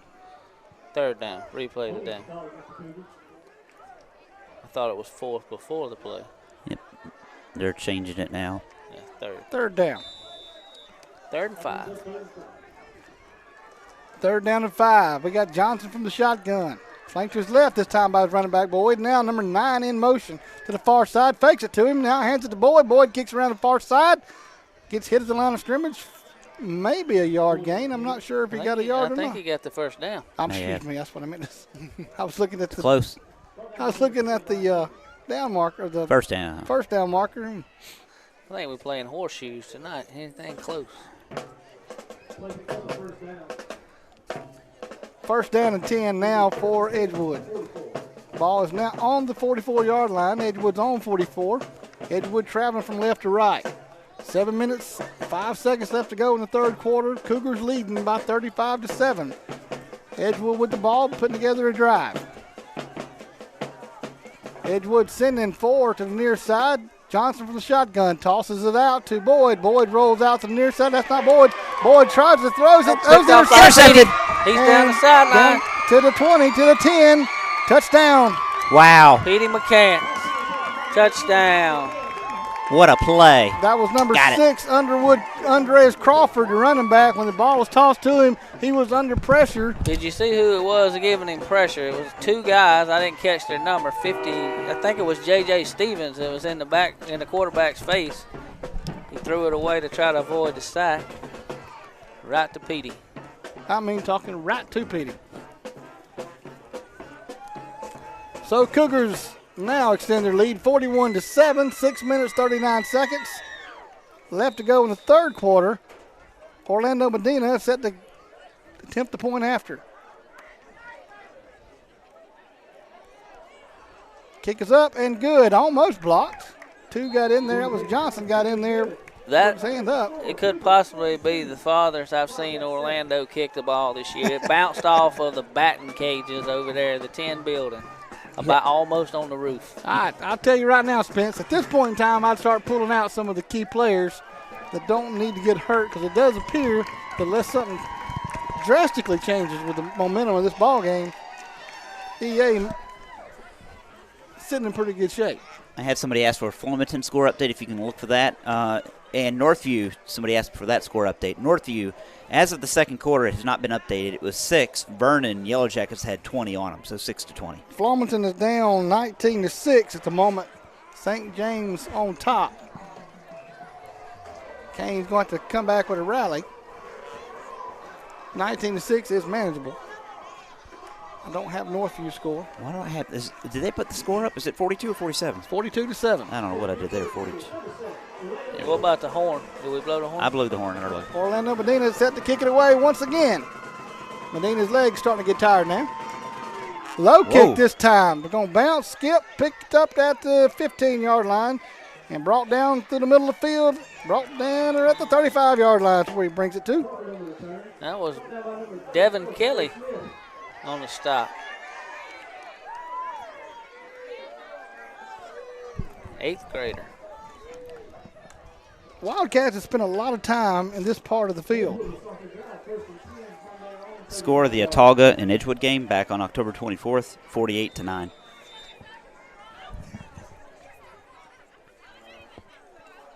Just something to think on. You know me and numbers. I was thinking, but I try not to jinx us till late in the I game. know. I probably done messed up. First down and 10. I'm a superstitious Ball from the kind of guy. 35-yard line. Johnson from the shotgun. He's got a single wide out to the near side. He's got 3 stacked on the far side. Now man in motion to the near side. Hands off to Boyd in the backfield. Boyd takes it up the middle, shakes off a couple, and gets knocked down at the 40-yard line, maybe the 41. Like 22, Daltrey McGee and Bryant Quimby on the stop there. Putting in the big package. Here comes Tyler Newton. Tell you what, our front line has dominated tonight. Our defensive line, they've been in the backfield quite a bit. They have. When you put that pressure on the quarterback, they can't do much. Northview 6-20. Twins on the far side. Got a man lined up in the slot on the near side. Hands off up the middle to Boyd. Boyd gets hit at the line of scrimmage. Brought down immediately. Tyree Smith betting. Nose guard, shooting the gap. Get some happy coaches over here jumping up and down for him. That defensive line is just dominating. You're right, Spence. They are. They came to play tonight. Well, I talked to Coach Fields before the game, and he told me they was ready, mentally prepared. They had a good week of practice compared to the past few weeks. It's been weather prohibitive.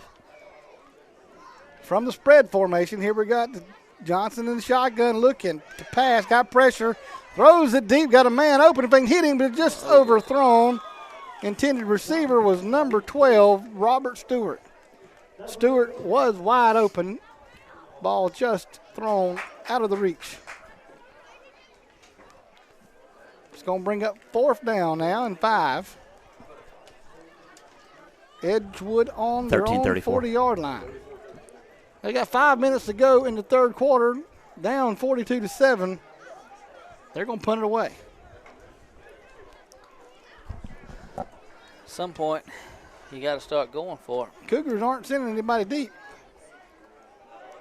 They're going to let this one roll. It's going to bounce up What to happened last time? 15, all Yeah, the we way go. into the Get in there, get in there, get it. Took a Did it get there? Cougar Yeah, got bounce there. and rolled in. It barely got there. Look at that. Don't touch it yet. Don't touch it yet. We're going to call that a Cougar bounce because that one was in our favor. It was nice.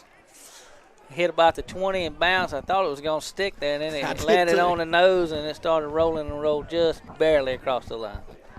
So the Cougars get the touchback, and they'll get to bring it out to the 20-yard line to start their next offensive series. Be interesting to see what players come in. Well, I still see Sims on the field. I see all the starters. Chase Bell and Tyree Smith looks like going to be in the backfield. Oh, I see Bell in the backfield. Sam Fields checking in at tight end. Okay, so we swapped our backs up. Of course, Chase Bell's a fine running back himself. Under center, Sims hands off up the middle to who was that? Tyree Smith.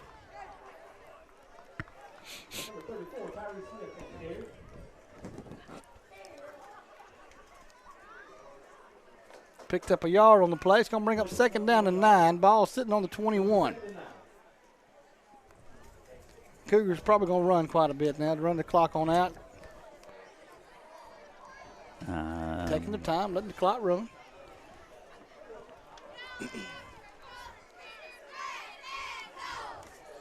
They sending wide out to the far side. Who's that? Shannon Weed out there? I can't tell the number.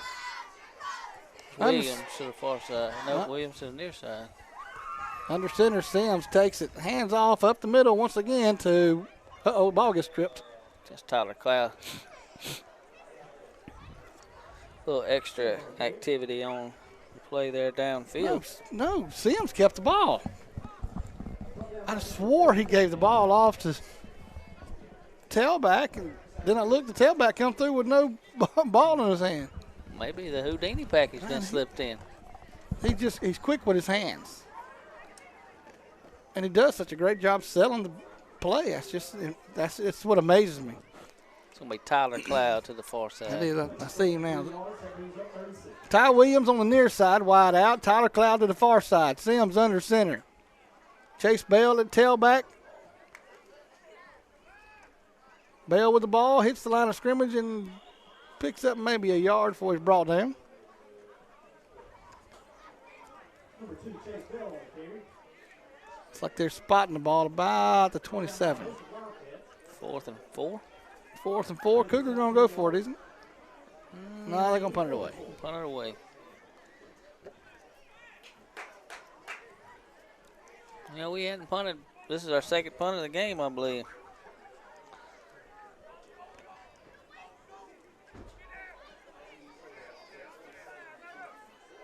No, they're swapping around. They're going for it. Timeout called by Sims.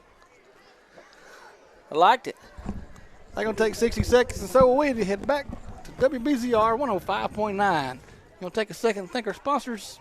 I don't have the paperwork. Yeah, 1 second. Let me throw them up. Once again, this broadcast brought to you by our wonderful sponsors, corporate sponsors, those who specifically gave for this particular package: Alabama Tank, Diamond Gasoline, Dirt Technology, Dr. William Harris, Overton Electrical and Construction, Reynolds Real Estate, Superior Petroleum Services, Sunbelt Rentals, and United Bank. And we also have our press box sponsors, those who gave material funds for the new press box: Atlas Roofing, PR Mining, Dirt Technology, Darwin Earls, Overton Electrical, Bondurant Lumber, Southern Wood Specialties, the Matthews family, Randy Dobbins, Builders, American Concrete, Sunbelt Reynolds, and multiple other families who time, sweat, tears, laughs here to get the press box completed. Time, sweat, and tears for sure. A lot of sweat. Sims back to punt it away for the Cougars. It's going to be an end-over-end punt. Bounce at the 50-yard line. Crosses the 45.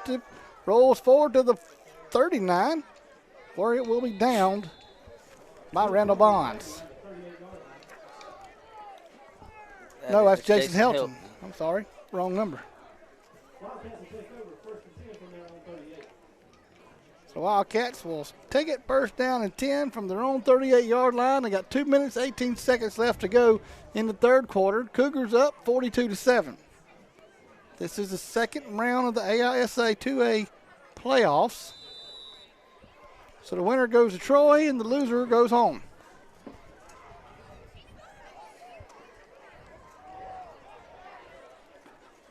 Johnson's in the shotgun. We got trips on the far side. Give up the middle to Boyd. Boyd hits the line of scrimmage and falls forward for maybe a 2-yard gain. Boyd stretching out his thigh, looks like.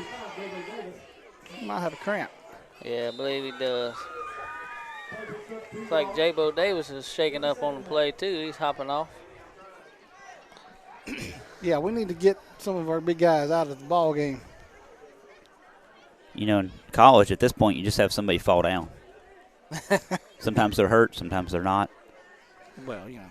They get a signal and they're just like a tree I falling. don't like seeing J-Bo Davis limping off the field. Oh, we got another. Oh, Yeah, we had, he was working like cramp.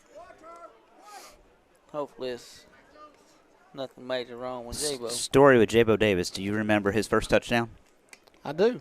Troy, 2017. Yes, it was. And scoop and score. And MJ Jones lays the hit. Ball comes loose. Davis scoops it up, runs the end zone, and he's so excited, thumps that ball down into the air, and got a flag on it, but It's all right. I was good with it. Hey, you got to have your first one to remember. Yes, sir. First touchdown, first championship ring for him there. Awesome. Mitchell Boyd is the player down. Looks like they're rubbing that calf muscle, indicating there's probably going to be a cramp. Mitchell Boyd has been a key player for Edgewood tonight. He's been their workhorse. He has. no doubt them muscles have to be starting to experience some fatigue. Ben, are you doing the sugar cane this weekend?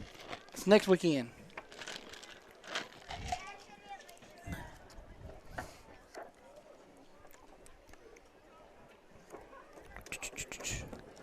So I guess next Friday we'll be heading to Troy.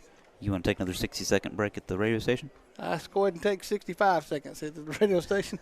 WPZR 105.9. For those of y'all watching on YouTube, there's about 115. Y'all do me a favor, click the like button on your video screen.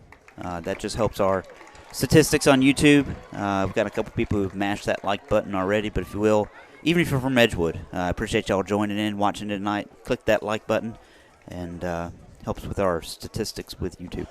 If you're on Facebook, share it out, like it, comment. Let us know who you're watching for. If you're from Edgewood tonight, let us know if you're watching, which player specifically you're watching for, or if you're just watching for the team. And appreciate y'all. Appreciate everybody who helps us get this broadcast up and going. And back to the ball game. Back to the ball game. We got Johnson in the shotgun. Who's that? Number 6 is tailback? Yes. Crawford. Twins on the far side. Man lined up in the slot. Number 11 comes to the near side and back to the far side. Hands off to Crawford in the backfield and met by a host of Cougars behind the line of scrimmage for about a 3-4 yard loss. Like Tyree Smith made first contact, and Sam Fields finished him off there for the loss. It's going to push it back to 3rd down and 9, it appears. 9.5. Ball sitting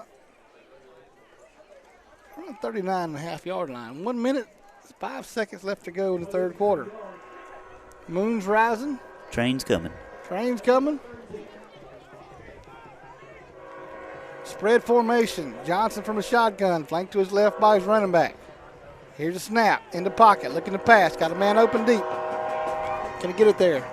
A little fight, and no. Play was broken up by number 7. Intended for Caleb Varner. No, it's number 1.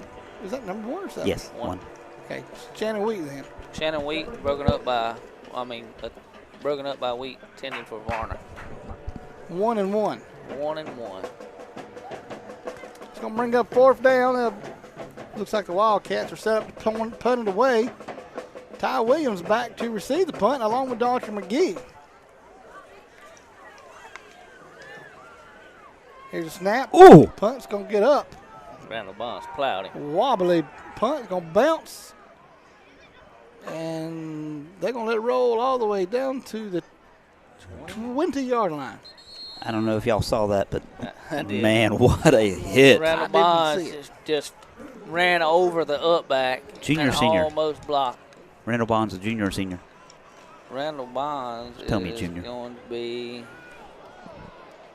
I see. Matt He Reach. was number 5, junior.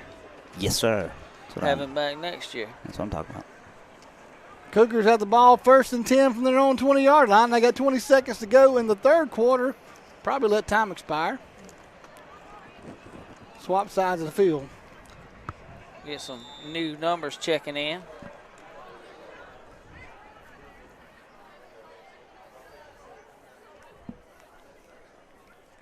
Play clock's ticking, 14, 13. The other clock's not.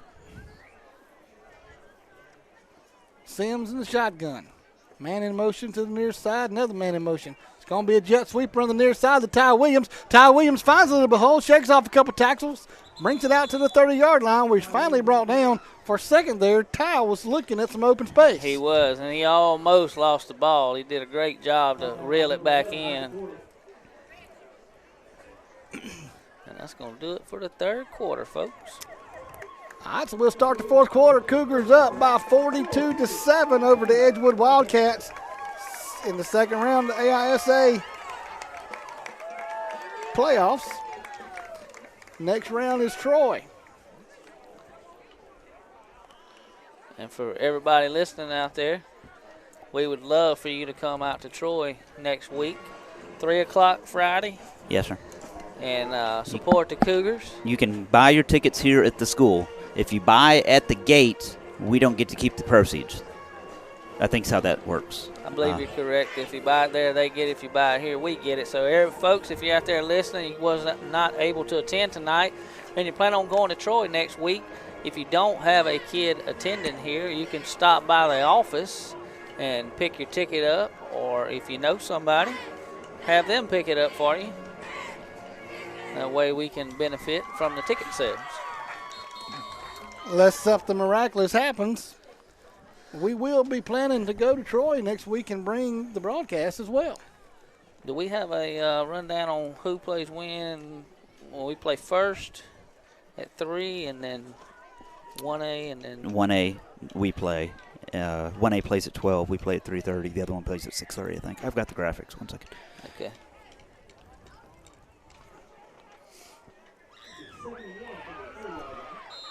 All right, so now Cougars are going to be going left to right now. Win to the back.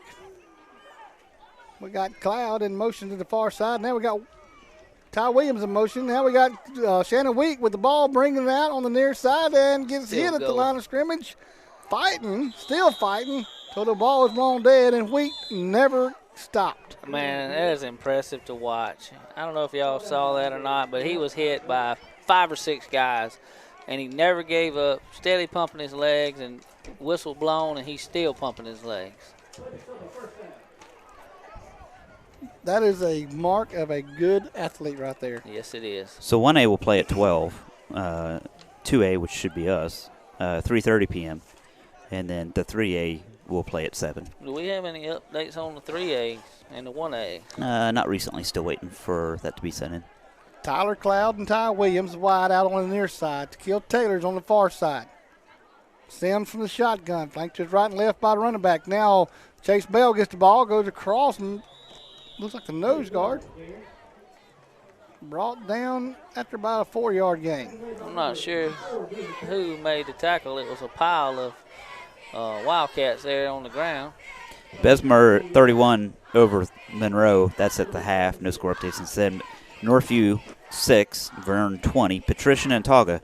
That's a 13-34 with the Autauga leading. Southern Cougars is playing Crenshaw Christian. Southern is up 17-14. Glenwood, low scoring game against TA, Tuscaloosa. Glenwood up by 3. That was at the second quarter. Daughtry McGee and Chase Bell in the backfield along with Sims. Bell now with the ball. Takes it up the middle, gets hit, still fighting forward. He'll pick up about 4 before he's brought down, getting closer to that first down marker. I think he's about 2 yards shy. It's going to be 3rd down and 2. Looks like the line judge is spotting it on the 42-yard line. Got to get to the 44. 3rd down, 2 yards to go. 9 minutes, 45 seconds left to go in the ball game. Sims from the shotgun. We got twins on the near side. That's going to be Cloud and Williams on the near side and Taylor on the far side. Sims in the shotgun. Daughtry McGee in the backfield along with Chase Bell. Looking to pass. Throws out to Taylor. Taylor catches in the backfield. Spins off. Oh, almost gets away. Brings it out for the first down to the 49-yard line. Just shy of midfield. Tyquell Taylor, and he was stopped by number 5. Made a great play on him, Cam Burleson. That was a great open field tackle right there. It was, because if he hadn't held on tight, Tyquell was not letting go, was not giving up. He was heading to the field. He was heading to the goal line anyway.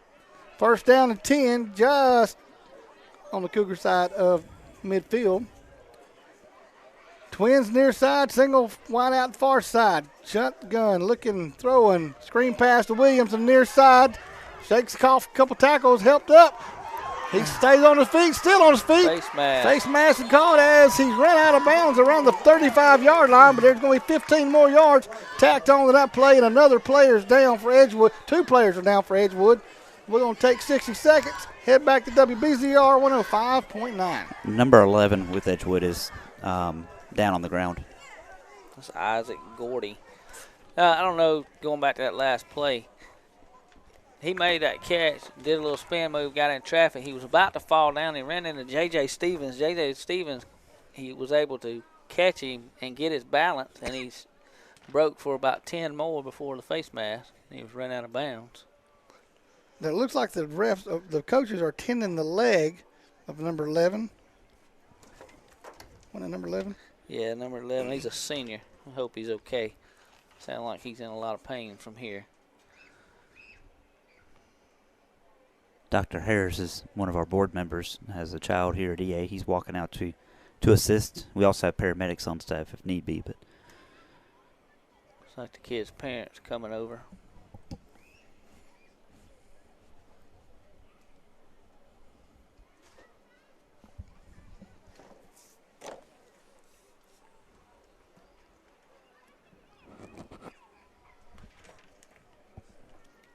yeah, I'll tell you what. Let's go ahead and do a little quick prayer for this student. Dear Heavenly Father, Lord, come to you again, another injured player.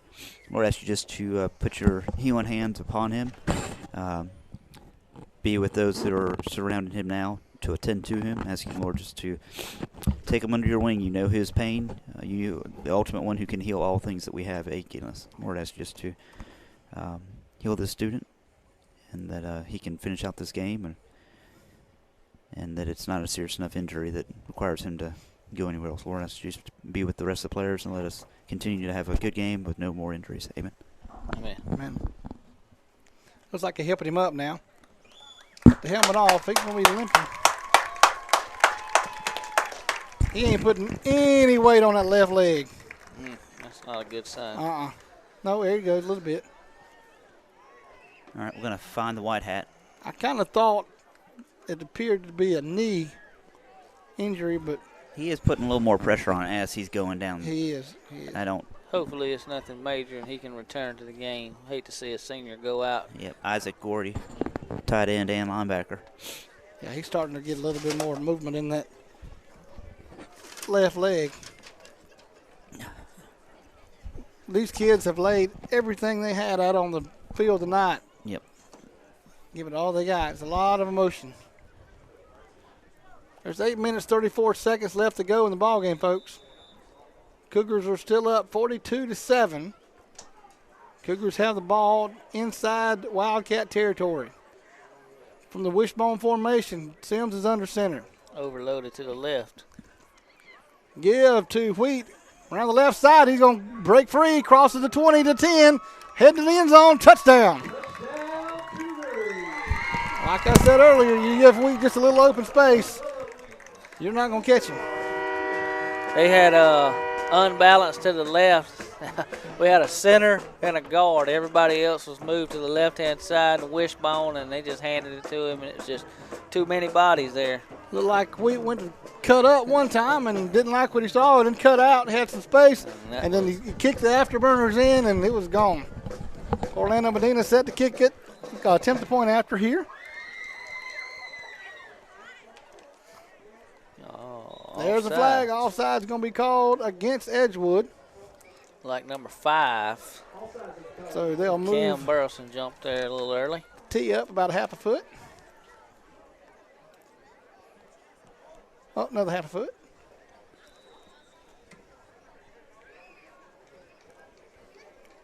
Score is now 48-7. Orlando Medina looking to make it 49. Snap up, kick good. So with Orlando Medina's extra point, Cougars now have extended their lead 49-7 with 8 minutes and 12 seconds left to go in this ball game. Let's take 60 seconds, head back to WBZR. 105.9. So, Spence, you're 38 years old today. I am. Do you feel any older? I feel younger. That's 38 years young, isn't it? I don't know. I tell you, after I got 40, I started being sore when I get up out of bed. And I've been that way for several years. More aches and pains. Than, Sure your wife's not hitting you during the middle of the night? well, that's probably true, too. She's off in Georgia tonight. I don't know if she's listening to the ball game or not.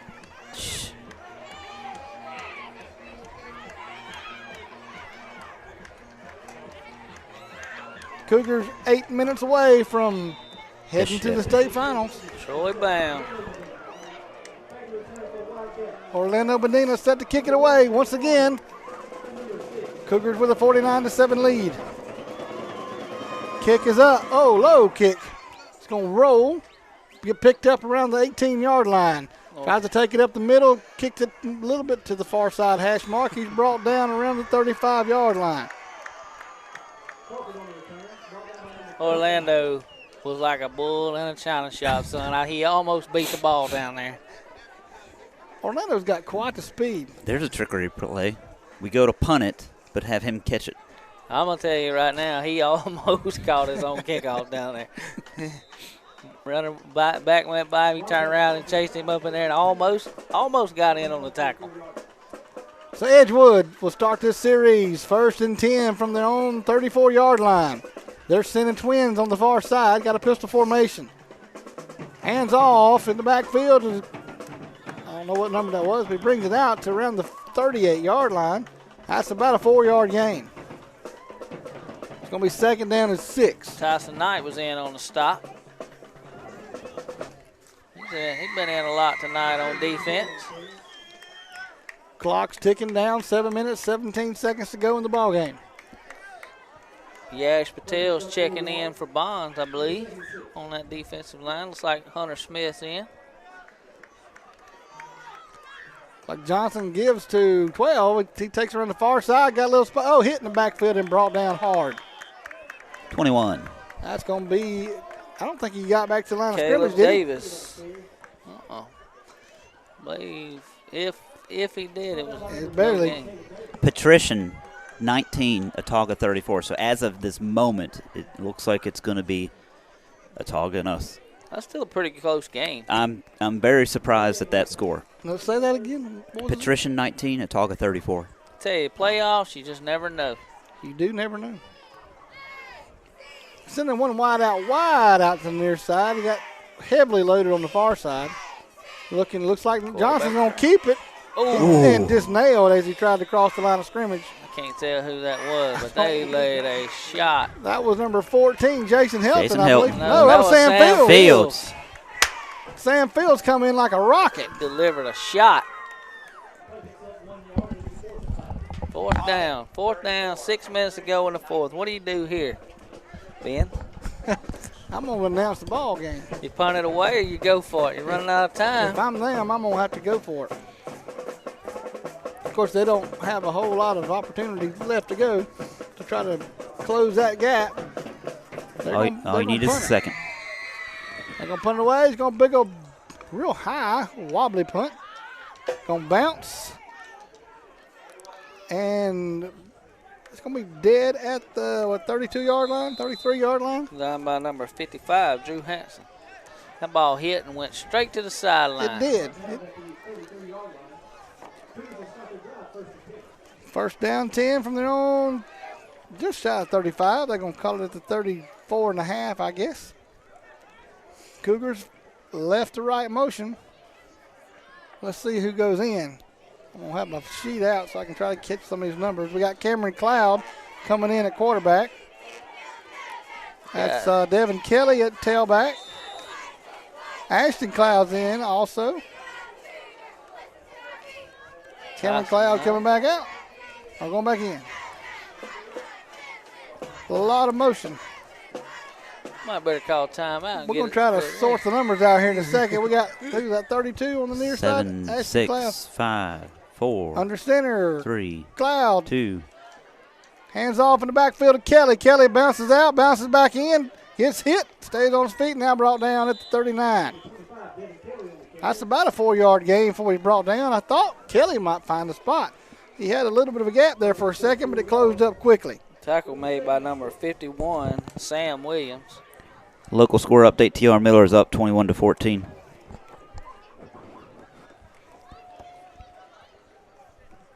Let's see here. 19-12, Floman is down. 19-12 by St. James. Maybe coming back. We trying. Cloud from the shotgun this time. Got a single wide out near side. I believe that's Ashton Cloud. We got Devin Kelly in the backfield along with, I don't know who the other number is. There was some motion out there in the backfield, I think. That's going to be false start by the Cougars. That'll back them up 5 yards. Got 4 minutes, 13 seconds left to go in this ball game. So do you think they're going to pour the Gatorade on the coaches? Oh, I'd like to see that. Oh, I'd like to see it. Who can I get there? Tyler Newton was going towards it. They're going to do it. Coach Fountain, if you get the Gatorade poured on you, it's Tim's fault. I did not ask him to do it. I'm all the way I up here. will not laugh too much. Bryce McCullough is out far side out wide out on the far side. We have Ashton Cloud wide out to the near side. Cameron Cloud at quarterback. Daughtry McGee. Devin Kelly. Devin Kelly lined up to his right. Sam Thompson in the wing. Devin Kelly takes it around the far side, breaks a couple tackles, stays on his feet, still on his feet, crosses midfield, finally brought down after crossing midfield around the 48-yard line. For a second there, I thought Devin Kelly was going to break it. That's an 8th grader. Devin Kelly's an 8th grader. A very powerful runner He as well. has got a wonderful future ahead of him. He sure does. I'm Quick. sure we'll be calling his name quite a bit over the next couple of years. So glad he's going to be back on the JV next year. He's on JV. Something we didn't recognize the other night, Coach Hugh Fountain, with his last game that we won, he's now 231 wins. Cloud under center, backs in the I formation. Single wide out both sides. Cloud with a snap, hands off in the backfield to Devin Kelly. Devin Kelly shakes the tackle, He's got, stays on feet. Oh, breaks it. Great effort he spiked the ball. Tripped up at the 40. He was tripped up at around the 40, and he fell to the 35. He took the handoff, went to the left side. It was 4 Wildcats waiting on him. He reversed field and almost broke it. The kid made a shoestring tackle. It was. And Kelly was not happy about it. He was not. He said green grass, and all of a sudden he got tripped up. He's wanting the ball. That's first down and 10 for the Cougars. Can we do like a hurry-up offense right now so that he can get in there? 2 minutes, 15 seconds left to go in the ball game. Cougars threatening again. This time, looks like Cameron Cloud's under shotgun with the backs in the eye. Ball comes out. Did we get it back? I don't know who got it back. We did, yes. Yes, we did get it back. Who recovered it? Hunter Smith. Hunter Smith with the recovery. No, that's Nick Kane. Nick Kane. Nick Kane caught it in the air, and down he went. Saved the turnover. Clock's ticking, 1 minute, 44 seconds. Not really a nail-biter on this one, folks. Cougars up 49-7. Tell you what, we played well on all aspects of the game tonight. We got 4 more quarters to keep it up. I'm sure next week will be quite the challenge as well. It'll be another good one. Deja vu.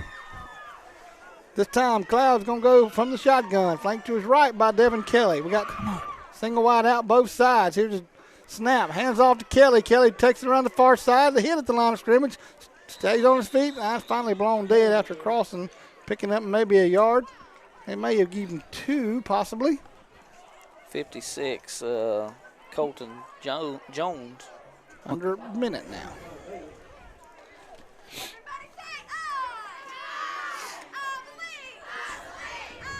.48 seconds left to go in the ball game.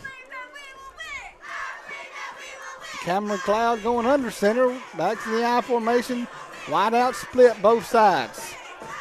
Taking his time, letting that play clock run down to 10, 9, 8. He'll snap it at 1. Here's a snap. He's going to give it to Kelly. Kelly's taking it up the center, and he's brought down at the 30-yard line. And that's going to do it, folks. And the ball will not have to be snapped again. Escambia Academy will go on to defeat the Edgewood Wildcats by a score of 49-7 in the second round of the AISA 2A playoffs. Troy bound, baby. Troy bound. It's a great night to be a Cougar fan because we're taking another trip to Troy to play for the state championship. Spence, what do you think? Well, I think it ought to be a good game. What'd you say that Autauga score was? 34-19 right now. No, I'm saying when they played Edgewood. It was 40. What was it? 42-9. Yes, sir. 49-7. So that's just 48-9. 48-9, 49-7. I think it's equally matched. I think it's going to be a good game, folks. If you can't make it out to Troy next week, 19-18, Flomaton game right now. Flomaton down. They're going for the extra point. Come on. We're, I'm gonna take the headset off. I'm gonna go down there. Y'all wrap it up, but I'm gonna go down and get some shots. I don't know how to go off. We'll You don't go have ahead to and do wrap anything. it all up and turn it out. As long as I ain't going to push any buttons, we'll be good. Flomaton just took the lead 20-19. 16 seconds to 16 go. seconds. Go Canes. It's a great night. Now, if Auburn wins tomorrow, it'll be just awesome. It'll be great for the Alabama fans. War Eagle, go Canes, go Cougars. Folks, if you've been watching the second round of the playoffs with us, we appreciate you coming. Spence, do we have the Wilmington just went up 20-19 with 16 seconds left. That's awesome. Do we have the sponsors one more time? I think Tim may have run off with the paper. I don't have it. So if you sponsored us and our corporate sponsors or our press box sponsors, thank you very much. And you can blame Tim because he ran off with the paper. So that'll do it, folks. Cougars win 49-7. We will see y'all next week at Troy. 3 o'clock. We may go on a little early. Won't be very early because the games before us are pretty tight. They don't give us a whole lot of time to work with, but maybe a few minutes. About 15 probably. 2:45-ish. So looking forward to heading back to Troy next week. We'd love to see everybody in the stadium next week, 3 o'clock. If you can't make it, join us here. Facebook Live, YouTube, There was the radio. several hundred viewers tonight on Facebook Live, if I heard Tim correctly. So we appreciate you tuning in. If you couldn't actually make it out to the ball game, we understand it gets a little chilly at night here now. So from Baxter Field, we're going to be signing off. We'll see you next week from Troy. I forgot the name of the Troy Stadium, but it's Troy Stadium, as the Cougars looks like they'll face the Autauga. As it looks, it'll be the Autauga Generals. Autauga Generals for another matchup. Rematch. Another rematch. So the 3 years I've been in broadcasting, we've played Autauga all 3 years at Troy. 17 we won, 18 they won. So 50-50 in the last 3 years. Yep. Hopefully this year will be our year again. So that'll do it for tonight, folks. This is Ben White along with Spence Overton and Tim Doerr. We'll see you next week at Troy. Go Cougars. Go Cougars.